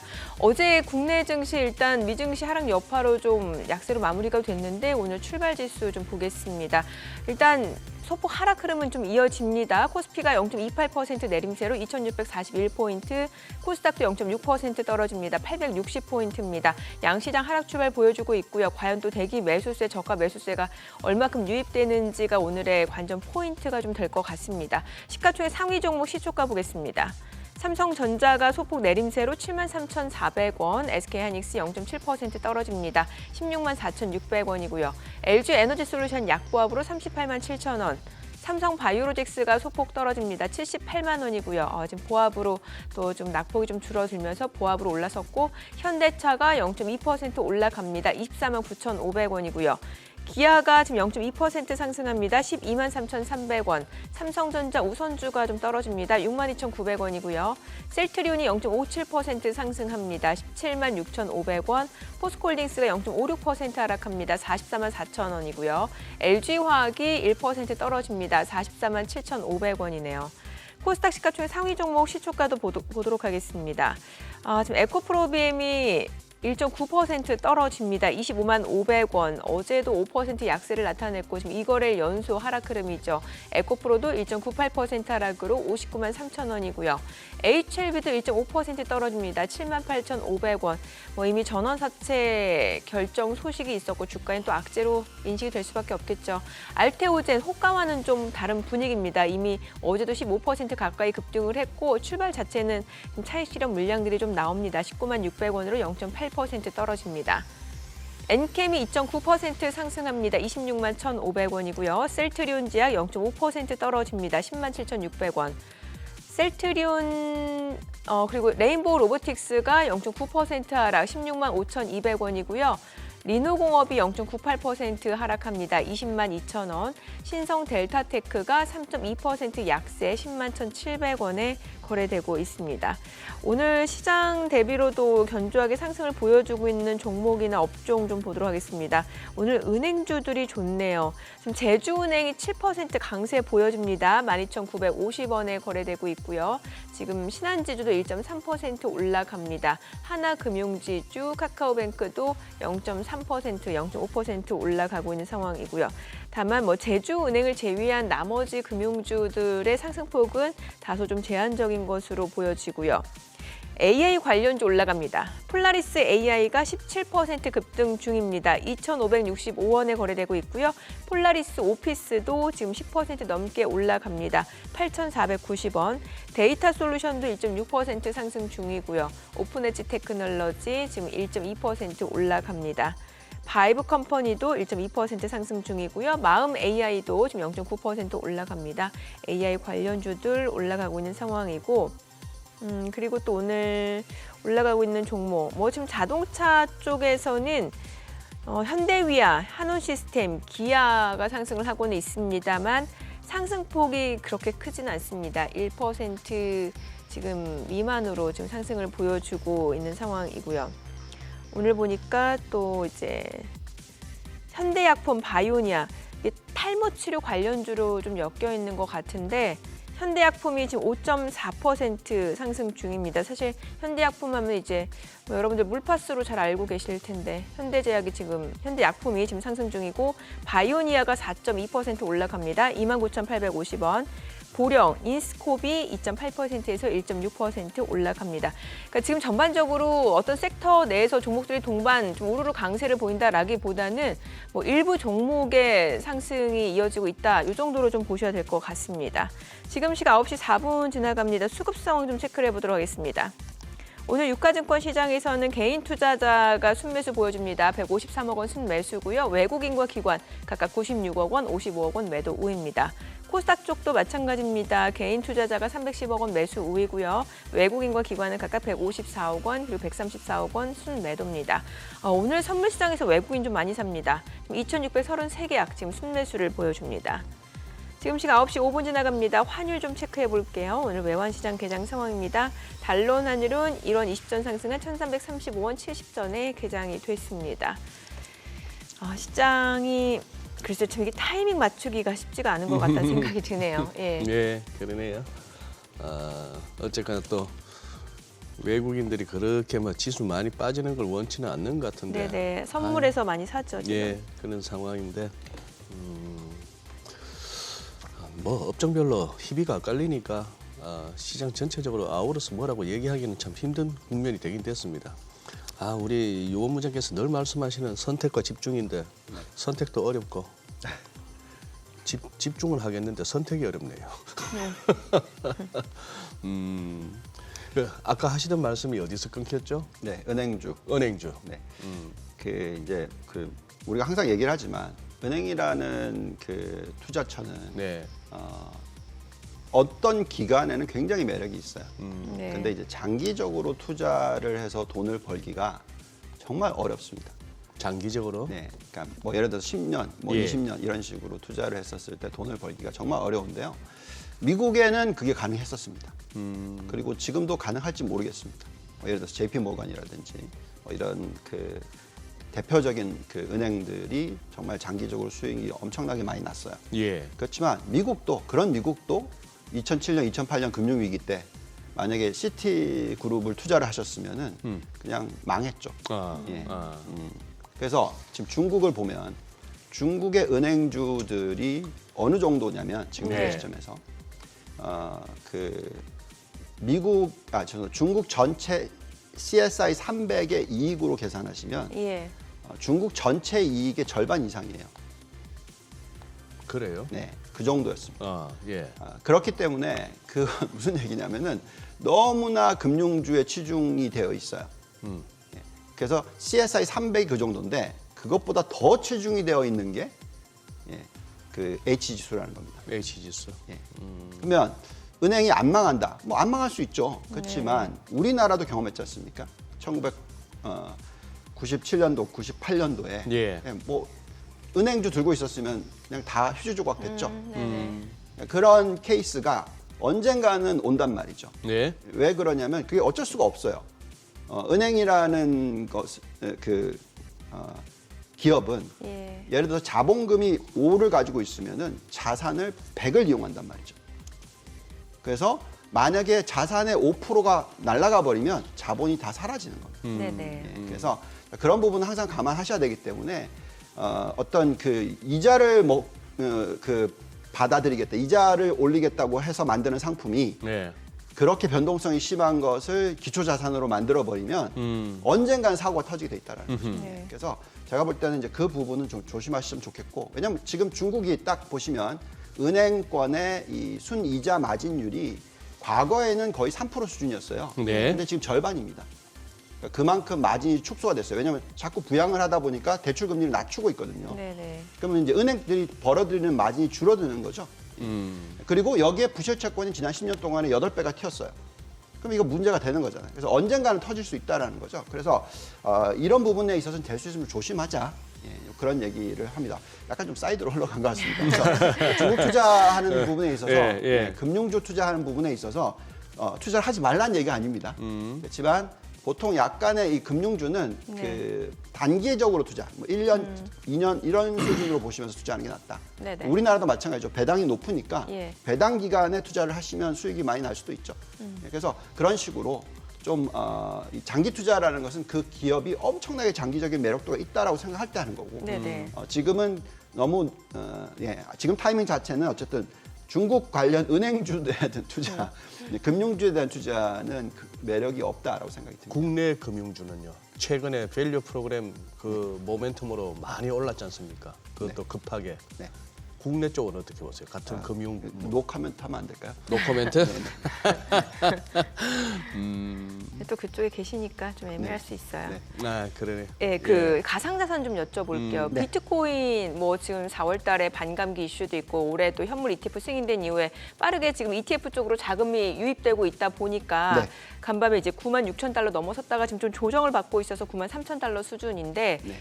여기에 대해서는 어떤 시각으로 접근하는 게 좋을지 좀 알려주시고 금 가격은 또 사상 최고치란 말이죠. 네. 예. 우선은 제가 비트코인을 싫어하는 사람이 아닙니다. 네네네. 네, 분명히 말씀을 드리지만 심지어 저희 자식 세대에 네네. 어느 정도 비중을 줘야 된다고 생각하는 사람이고 네네. 예, 그렇게 얘기를 하고 있습니다. 그래서 비트코인에 대해서 좋게 생각하는데 자 보시면은 지금 현재 시점에서 뭐 주가가 많이 올랐죠. 예, 비트코인 관련 쪽 특히 이제 그 ETF 현물 ETF가 승인이 나고 나서 또 비트코인 반감기라는 거를 얘기를 하고 있잖아요. 네네. 앞으로 얼마 있으면 이제 그게 나오니까. 그러니까 결국 수급 부분에 있어서 주가가 그 가격이 올라갈 수밖에 없는 구조다. 뭐 이해합니다. 맞습니다.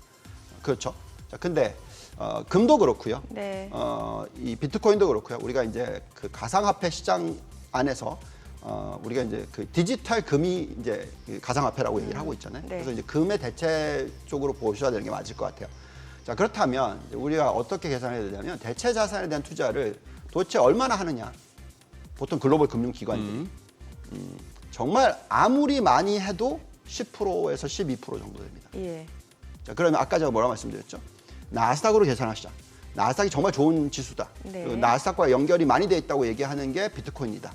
그러면 비트코인과 이 가상화폐 시장의 규모가 나스닥 전체 시장의 규모의 10%를 넘어가게 되면 그거는 과열이다.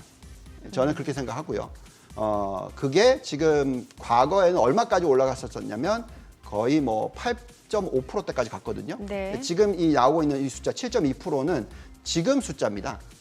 이제 어저께 확 튀었었을 때로 계산하면은 훨씬 더 높겠죠. 왜냐하면 나스닥은 빠졌고, 예. 비트코인은 더 많이 올라갔었고 그랬었으니까. 그래서 제가 볼 때는 이제 지금 이 가격대에 왔었을 때는 그냥 나스닥하고 비슷하게 보자. 나스닥이 얼마나 올라가느냐만큼 이제 비트코인도 올라갈 거 아니냐. 뭐 이 정도로 저는 계산하고 있고요. 그래서 저희가 계속 들여다보는 게 이제 뭐 M2, 네. 뭐 M1. 그래서 유동성이 얼마나 풀리고 그걸 보면서 우리가 이제 비트코인에 대해서 얘기를 하고 있습니다. 그래서 저희는 이제 포트폴리오를 구성을 하면 전체 글로벌 포트폴리오를 구성을 한다고 치면 저희가 주식을 제일 좋게 보고 있기 때문에 주식 비중을 70% 가져가고 네. 그다음에 이제 채권은 금리가 떨어지긴 하는데 아주 천천히 떨어질 거기 때문에 매력도가 네. 떨어지기 때문에 20%만 가져가고 그다음에 이제 대체 자산이라고 하죠. 그게 이제 금과 은과 비트코인, 이더리움 이렇게 보고 있는데 이쪽에 대한 비중을 한 10% 정도 가져가는 전략 이렇게 말씀을 드리고 있습니다. 본부장님, 이거 제가 그냥 미리 질문지도 못 드리고 드리는 질문인데 네. 이 마이크로 스트래티지라는 이 기업이 뭐 하는 회사입니까? 제가 알고 있기는 IT 기업인데 IT 기업인데 네, 기업인데 그냥 비트코인을 사요. 비트코인을 많이 보유하고 비트코인 있어요. 많이 보유하고 예. 있는. 엄청 그래서 비트코인이 그 ETF가 나오기 전까지만 하더라도 그러니까 이 종목을 비트코인 대신해서 샀었어요 사람들이. 이 종목을 네. 비트코인 좀 많이 갖고 있는 회사라고. 네. 네네. 근데 문제가 뭐냐면 그 지금 뉴스가 나왔는데요. 네. 예, 이 회사가 CB를 발행을 하는데 그거 가지고 비트코인을 살 거랍니다. 그게 확인이 된 거예요. 뉴스가 나왔어요. 아, 예. 그래서 얼마나 6억 불이 됩니다. 6억 달러. 예, 6억 달러. 6억 달러. 네. 우리 돈으로 6318, 6이는 한 7, 8천억. 네. 한 9천억 정도 되죠. 네, 아무튼 그래 그 이제 종이 쪼가리 전환사채라고 발행해갖고 시장에서 한 7, 8천억 그걸 사겠다는 거예요. 해가지고 자기들도 비트코인 사겠다. 네. 그렇게 그분은 뭐 워낙 방송을 많이 하시면서 그랬더니 나는 비트코인 그랬더니 어제 21% 빠지네요. 네, 그래서 이제 비트코인 전체가 빠지니까 같이 빠지는 거죠. 네. 그래서 이럴 때는 약간의 이걸 그러니까 제가 다시 말씀드리지만 비트코인을 싫어하는 게 아니에요. 이건 꼭 필요한 것 같아요. 지금 현재 상황에서는 금을 대신하는 어떤 대체자산으로서 굉장히 중요하다고 생각합니다. 그렇지만 결국은 M2 증가율과 또 시가총액 기준으로서 어느 정도 커졌느냐를 보시면서 판단하자.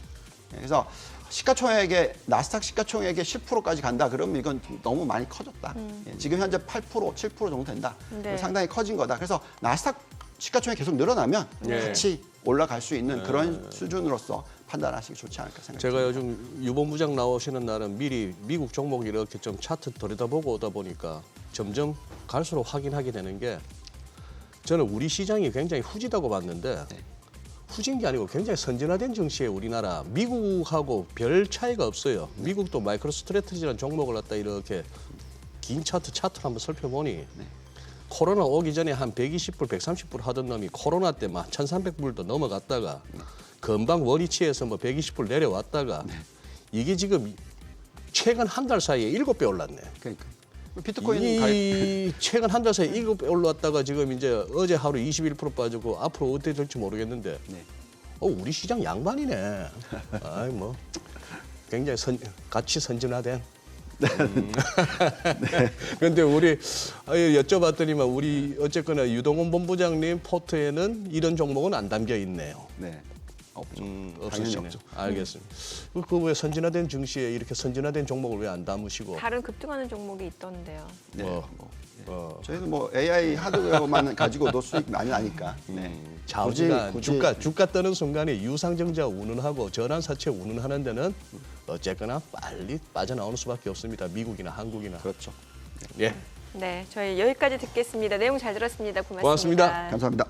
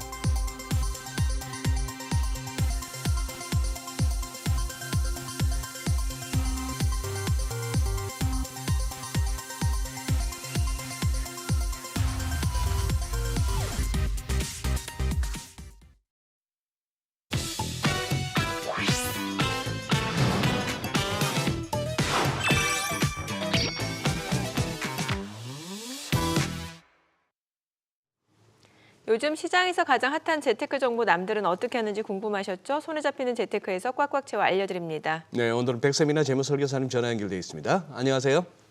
안녕하세요. 네, 오늘 어떤 재테크 소식 가져오셨습니까?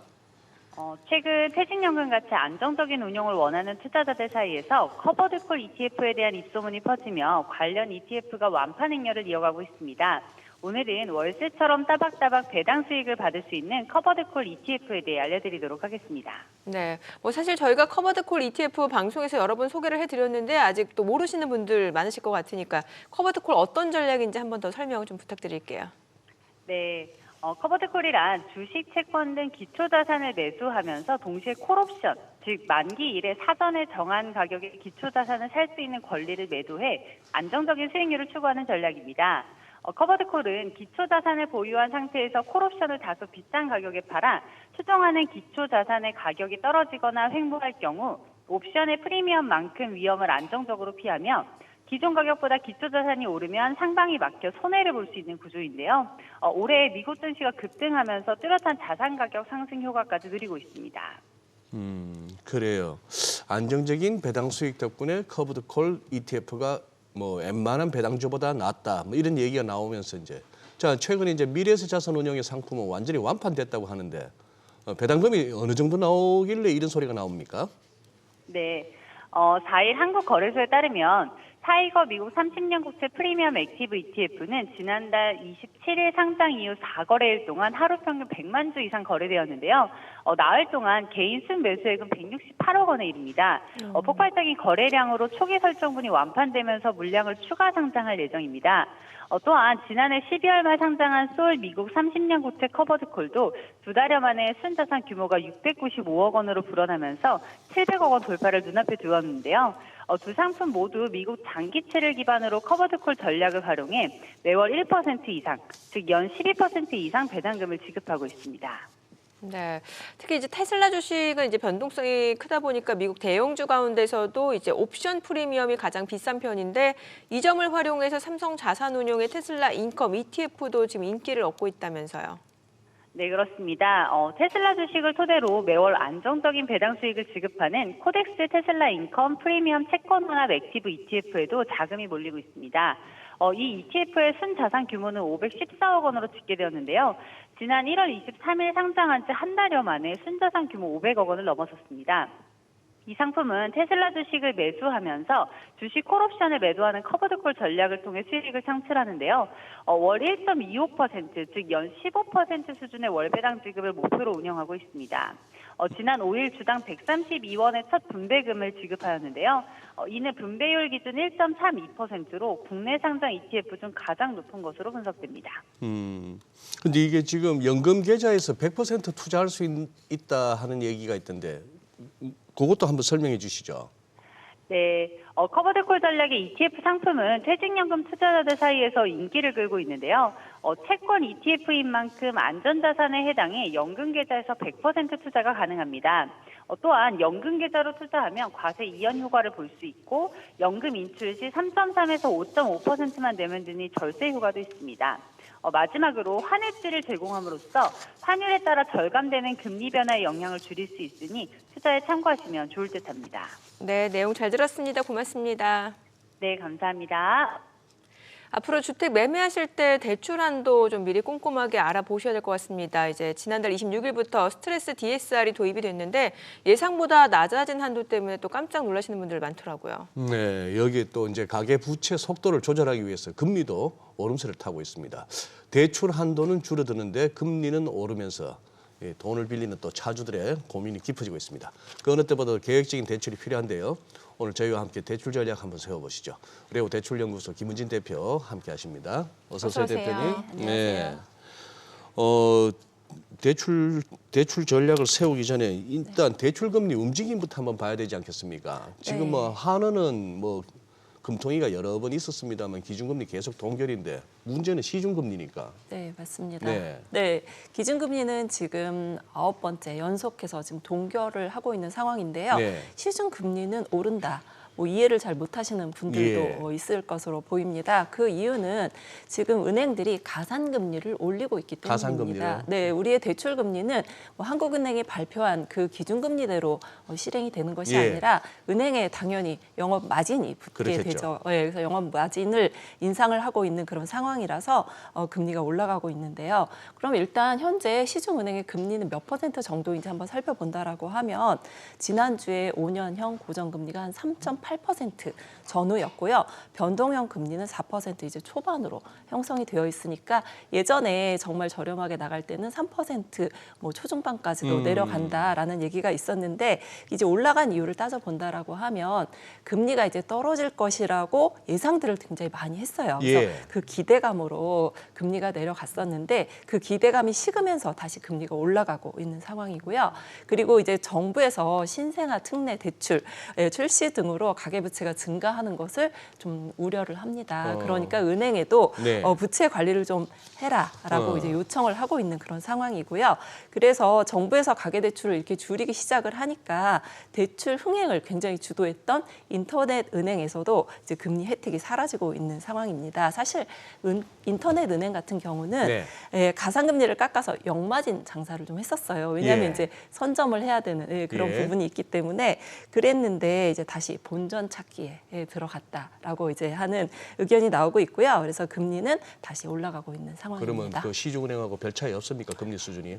인터넷 현재 뱅크도? 조금 많이 올라가서 별 차이가 없습니다. 별 차이가 없다. 네.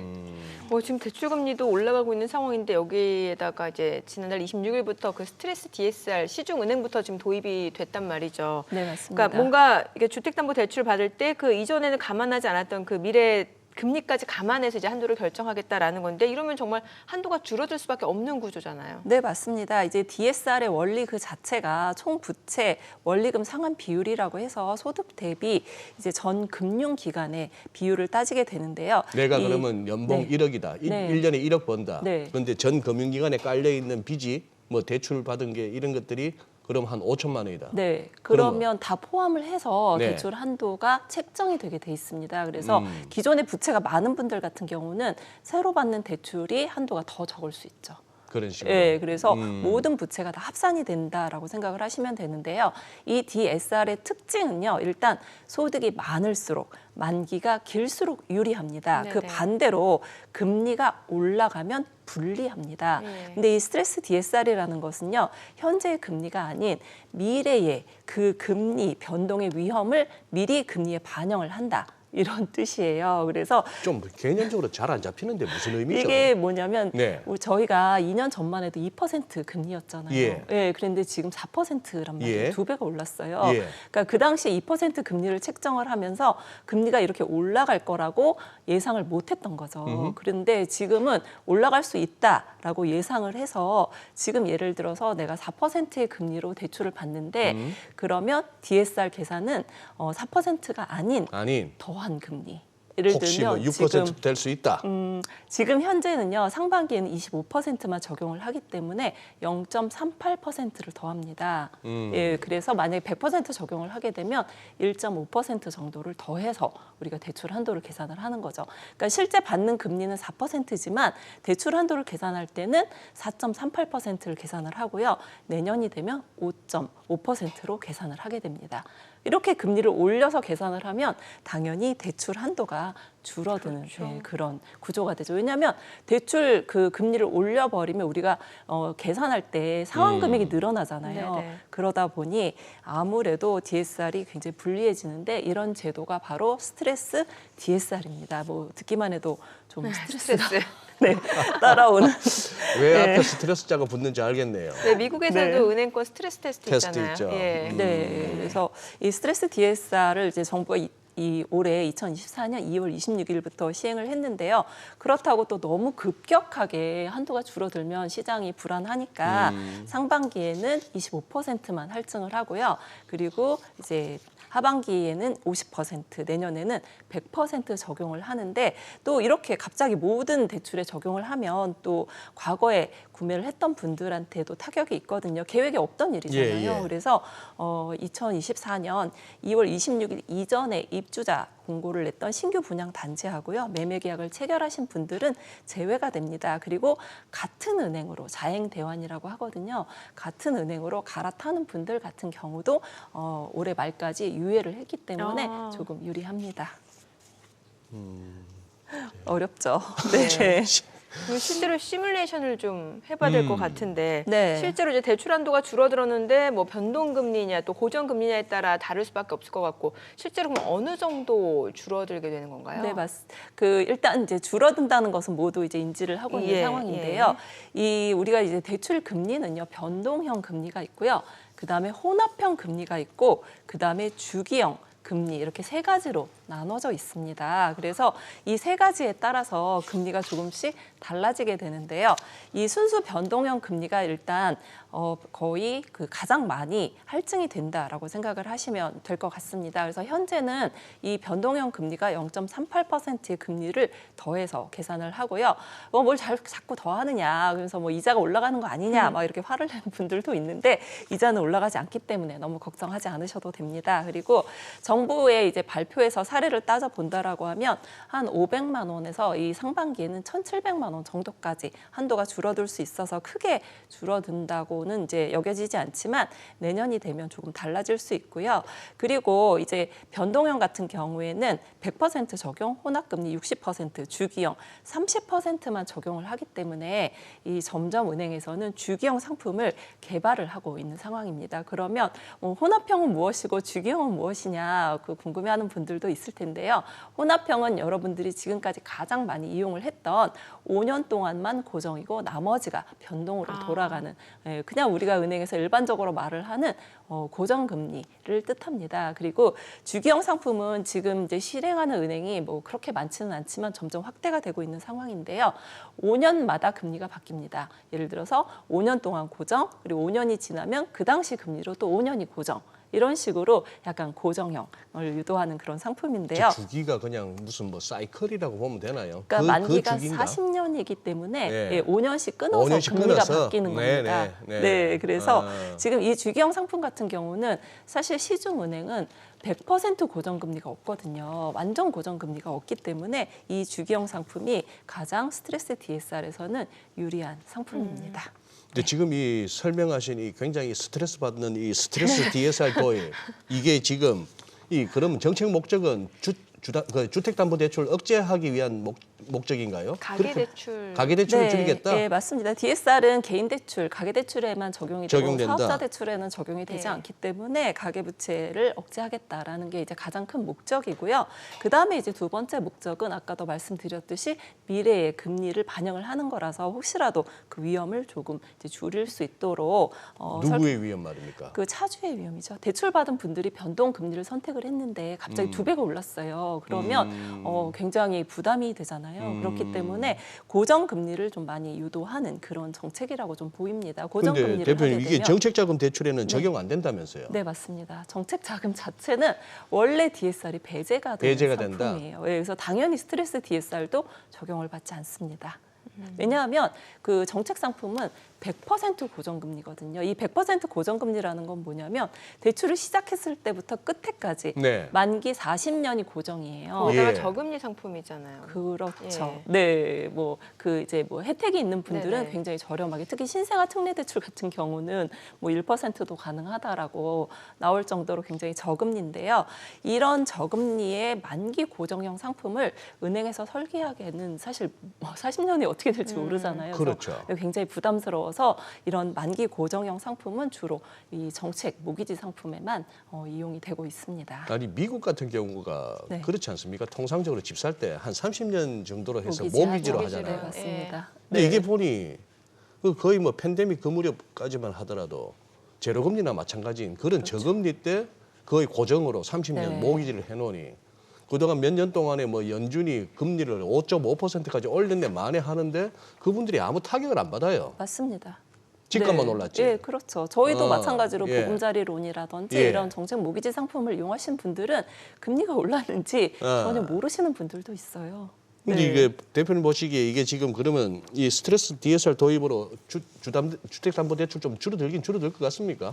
일단 한도 자체가 줄어들기 한도가 때문에 줄었으니까. 네, 그렇기 때문에 많은 분들이 대출을 더 받고 싶어도 더 못 받고 싶어도 받는 못 받는다. 그런 상황이. 받죠. 물론 이제 소득이 많은 분들 같은 경우는 뭐 전혀 영향을 미치지 않을 수 있어요. 소득 대비 나가는 대출이기 때문에. 하지만 똑같은 소득으로 똑같은 대출을 지금 이제 받을 수 없다라는 예. 그런 의미인 거죠. 네. 네, 그래서 좀 집값을 회복을 하는데 약간 매수 심리를 약간 위축시킬 네. 수 있다라고 보기도 합니다. 그 주담대 증가 원인 중 하나로 또 전세자금 대출 얘기도 나오잖아요. 그러다 네. 보니까 이제 그 DSR 적용 대상에 전세 대출도 포함시켜야 된다라는 얘기가 있었고, 근데 결국에 이게 백지화 됐다면서요. 네, 맞습니다. 예. 이 전세 대출을 DSR에 적용을 한다라는 것을 좀 생각을 해본다라고 하면 일단 어떤 생각이 드세요? 약간 전세 대출은 서민들을 위한 상품이다. 그러니까 예. 네, 그런 생각이 많이 들고 있기 때문에 정부에서도 전세 대출을 DSR에 적용을 시킨다는 것이 좀 상당히 부담일 거라고 저는 좀 생각을 했었거든요. 네. 그게 왜 그러냐면 원래는 이제 연내에 시작을 하려고 했어요. 전세 대출이 가계부채 증가에 굉장히 많은 영향을 미치고 있는 것은 사실입니다. 왜냐하면 전세 대출은 80%까지도 대출이 나가고 있거든요. 네. 보증금에. 그래서 부담이 되기는 하지만 전세 대출이라는 그 의미 자체가 약간 서민들을 위한 상품이다라는 인식이 강하기 때문이고요. 또 전세 대출을 받는 분들을 이렇게 살펴본다라고 하면 정말 대부분 무주택자입니다. 아, 네, 네. 무주택자이고 또 소득이 낮은 분들이 굉장히 많기 때문에 이런 분들한테 DSR을 적용을 해버리면 전세 대출이 안 나옵니다. 안 나오는 분들도 굉장히 많고요. 그리고 한도가 일단 줄어들어서 네. 전세로 계약을 못 하시는 거죠. 그렇죠. 그러면 어떻게 하겠어요? 그러면 당연히 월세로 갈 수밖에 없는 상황인데요. 이 아무리 전세 대출 이자가 올랐다고 해도 월세보다는 좀 저렴합니다. 그렇기 때문에 이 월세로 가게 되면 매달 지출해야 되는 비용이 네. 너무 커서 서민들의 주거 안정성을 조금 위협을 할 수가 있고요. 그리고 사실 전세 대출 같은 경우는 만기가 2년이에요. 2년마다 갱신을 예. 하는 그런 대출이라서 주택담보대출하고는 좀 성격이 다르고 또 주거 안정이 일단 최선에 정부에서도 신경을 써야 되는 부분이고요. 이 DSR 제도 자체가 예전에 이제 시행된 지가 지금 꽤 됐잖아요. 그런데 그때마다 정책이 강화가 됐어요. 처음에는 DSR 300%에서부터 시작을 했는데 지금 40%까지 내려왔단 말이에요. 그런데도 전세 대출은 항상 예외일 수밖에 없었던 이유가 아무래도 서민들에 대한 상품이다라는 그런 인식이 좀 강했고요. 예. 근데 이제 이런 결정으로 전세 대출이 DSR에서 배제가 역시 계속되고 있는 정책으로 당연히 가계부채는 뭐 여전히 증가하는데 좀 일조를 할 수는 있고요.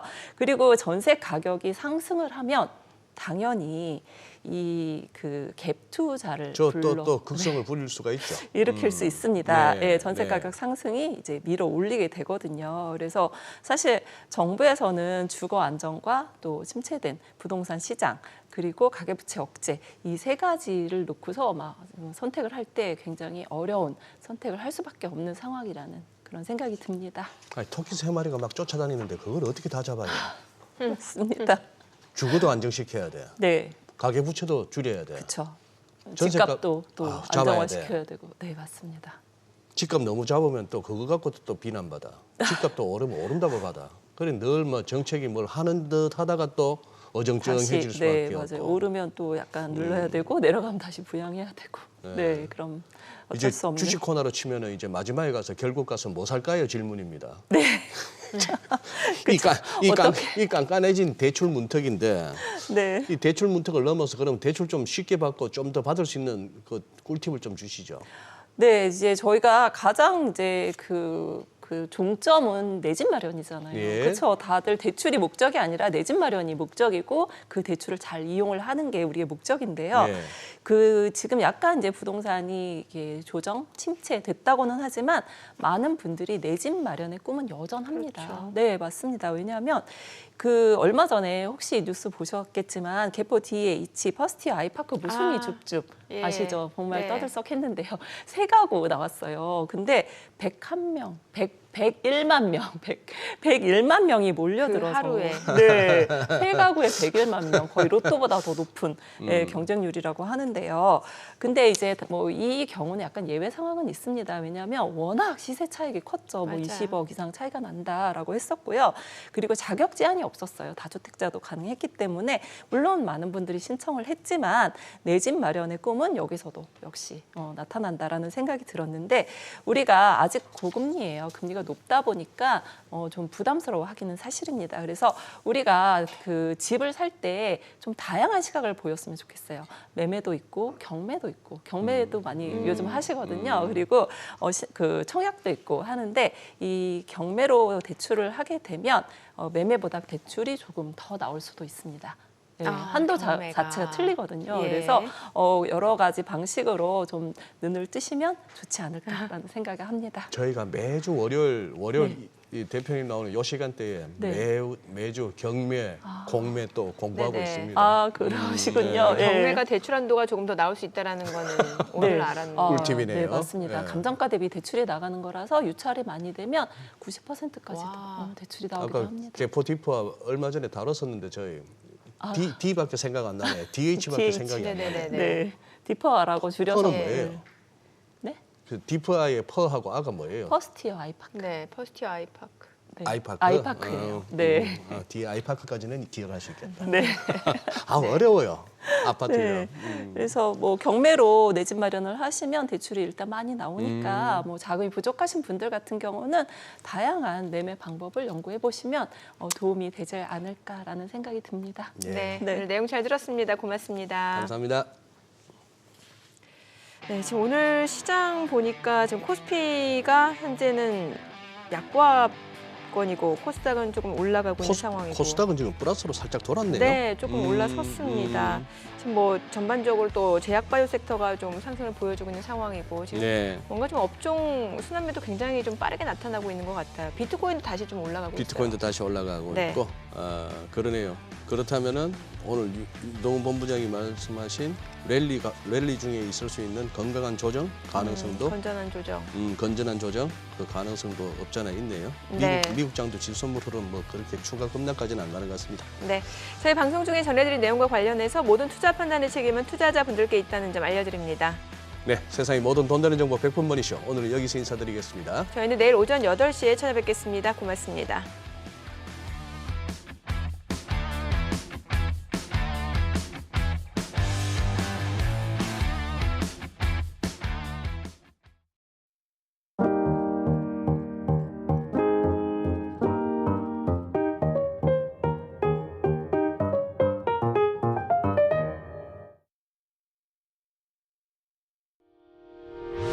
의견 있는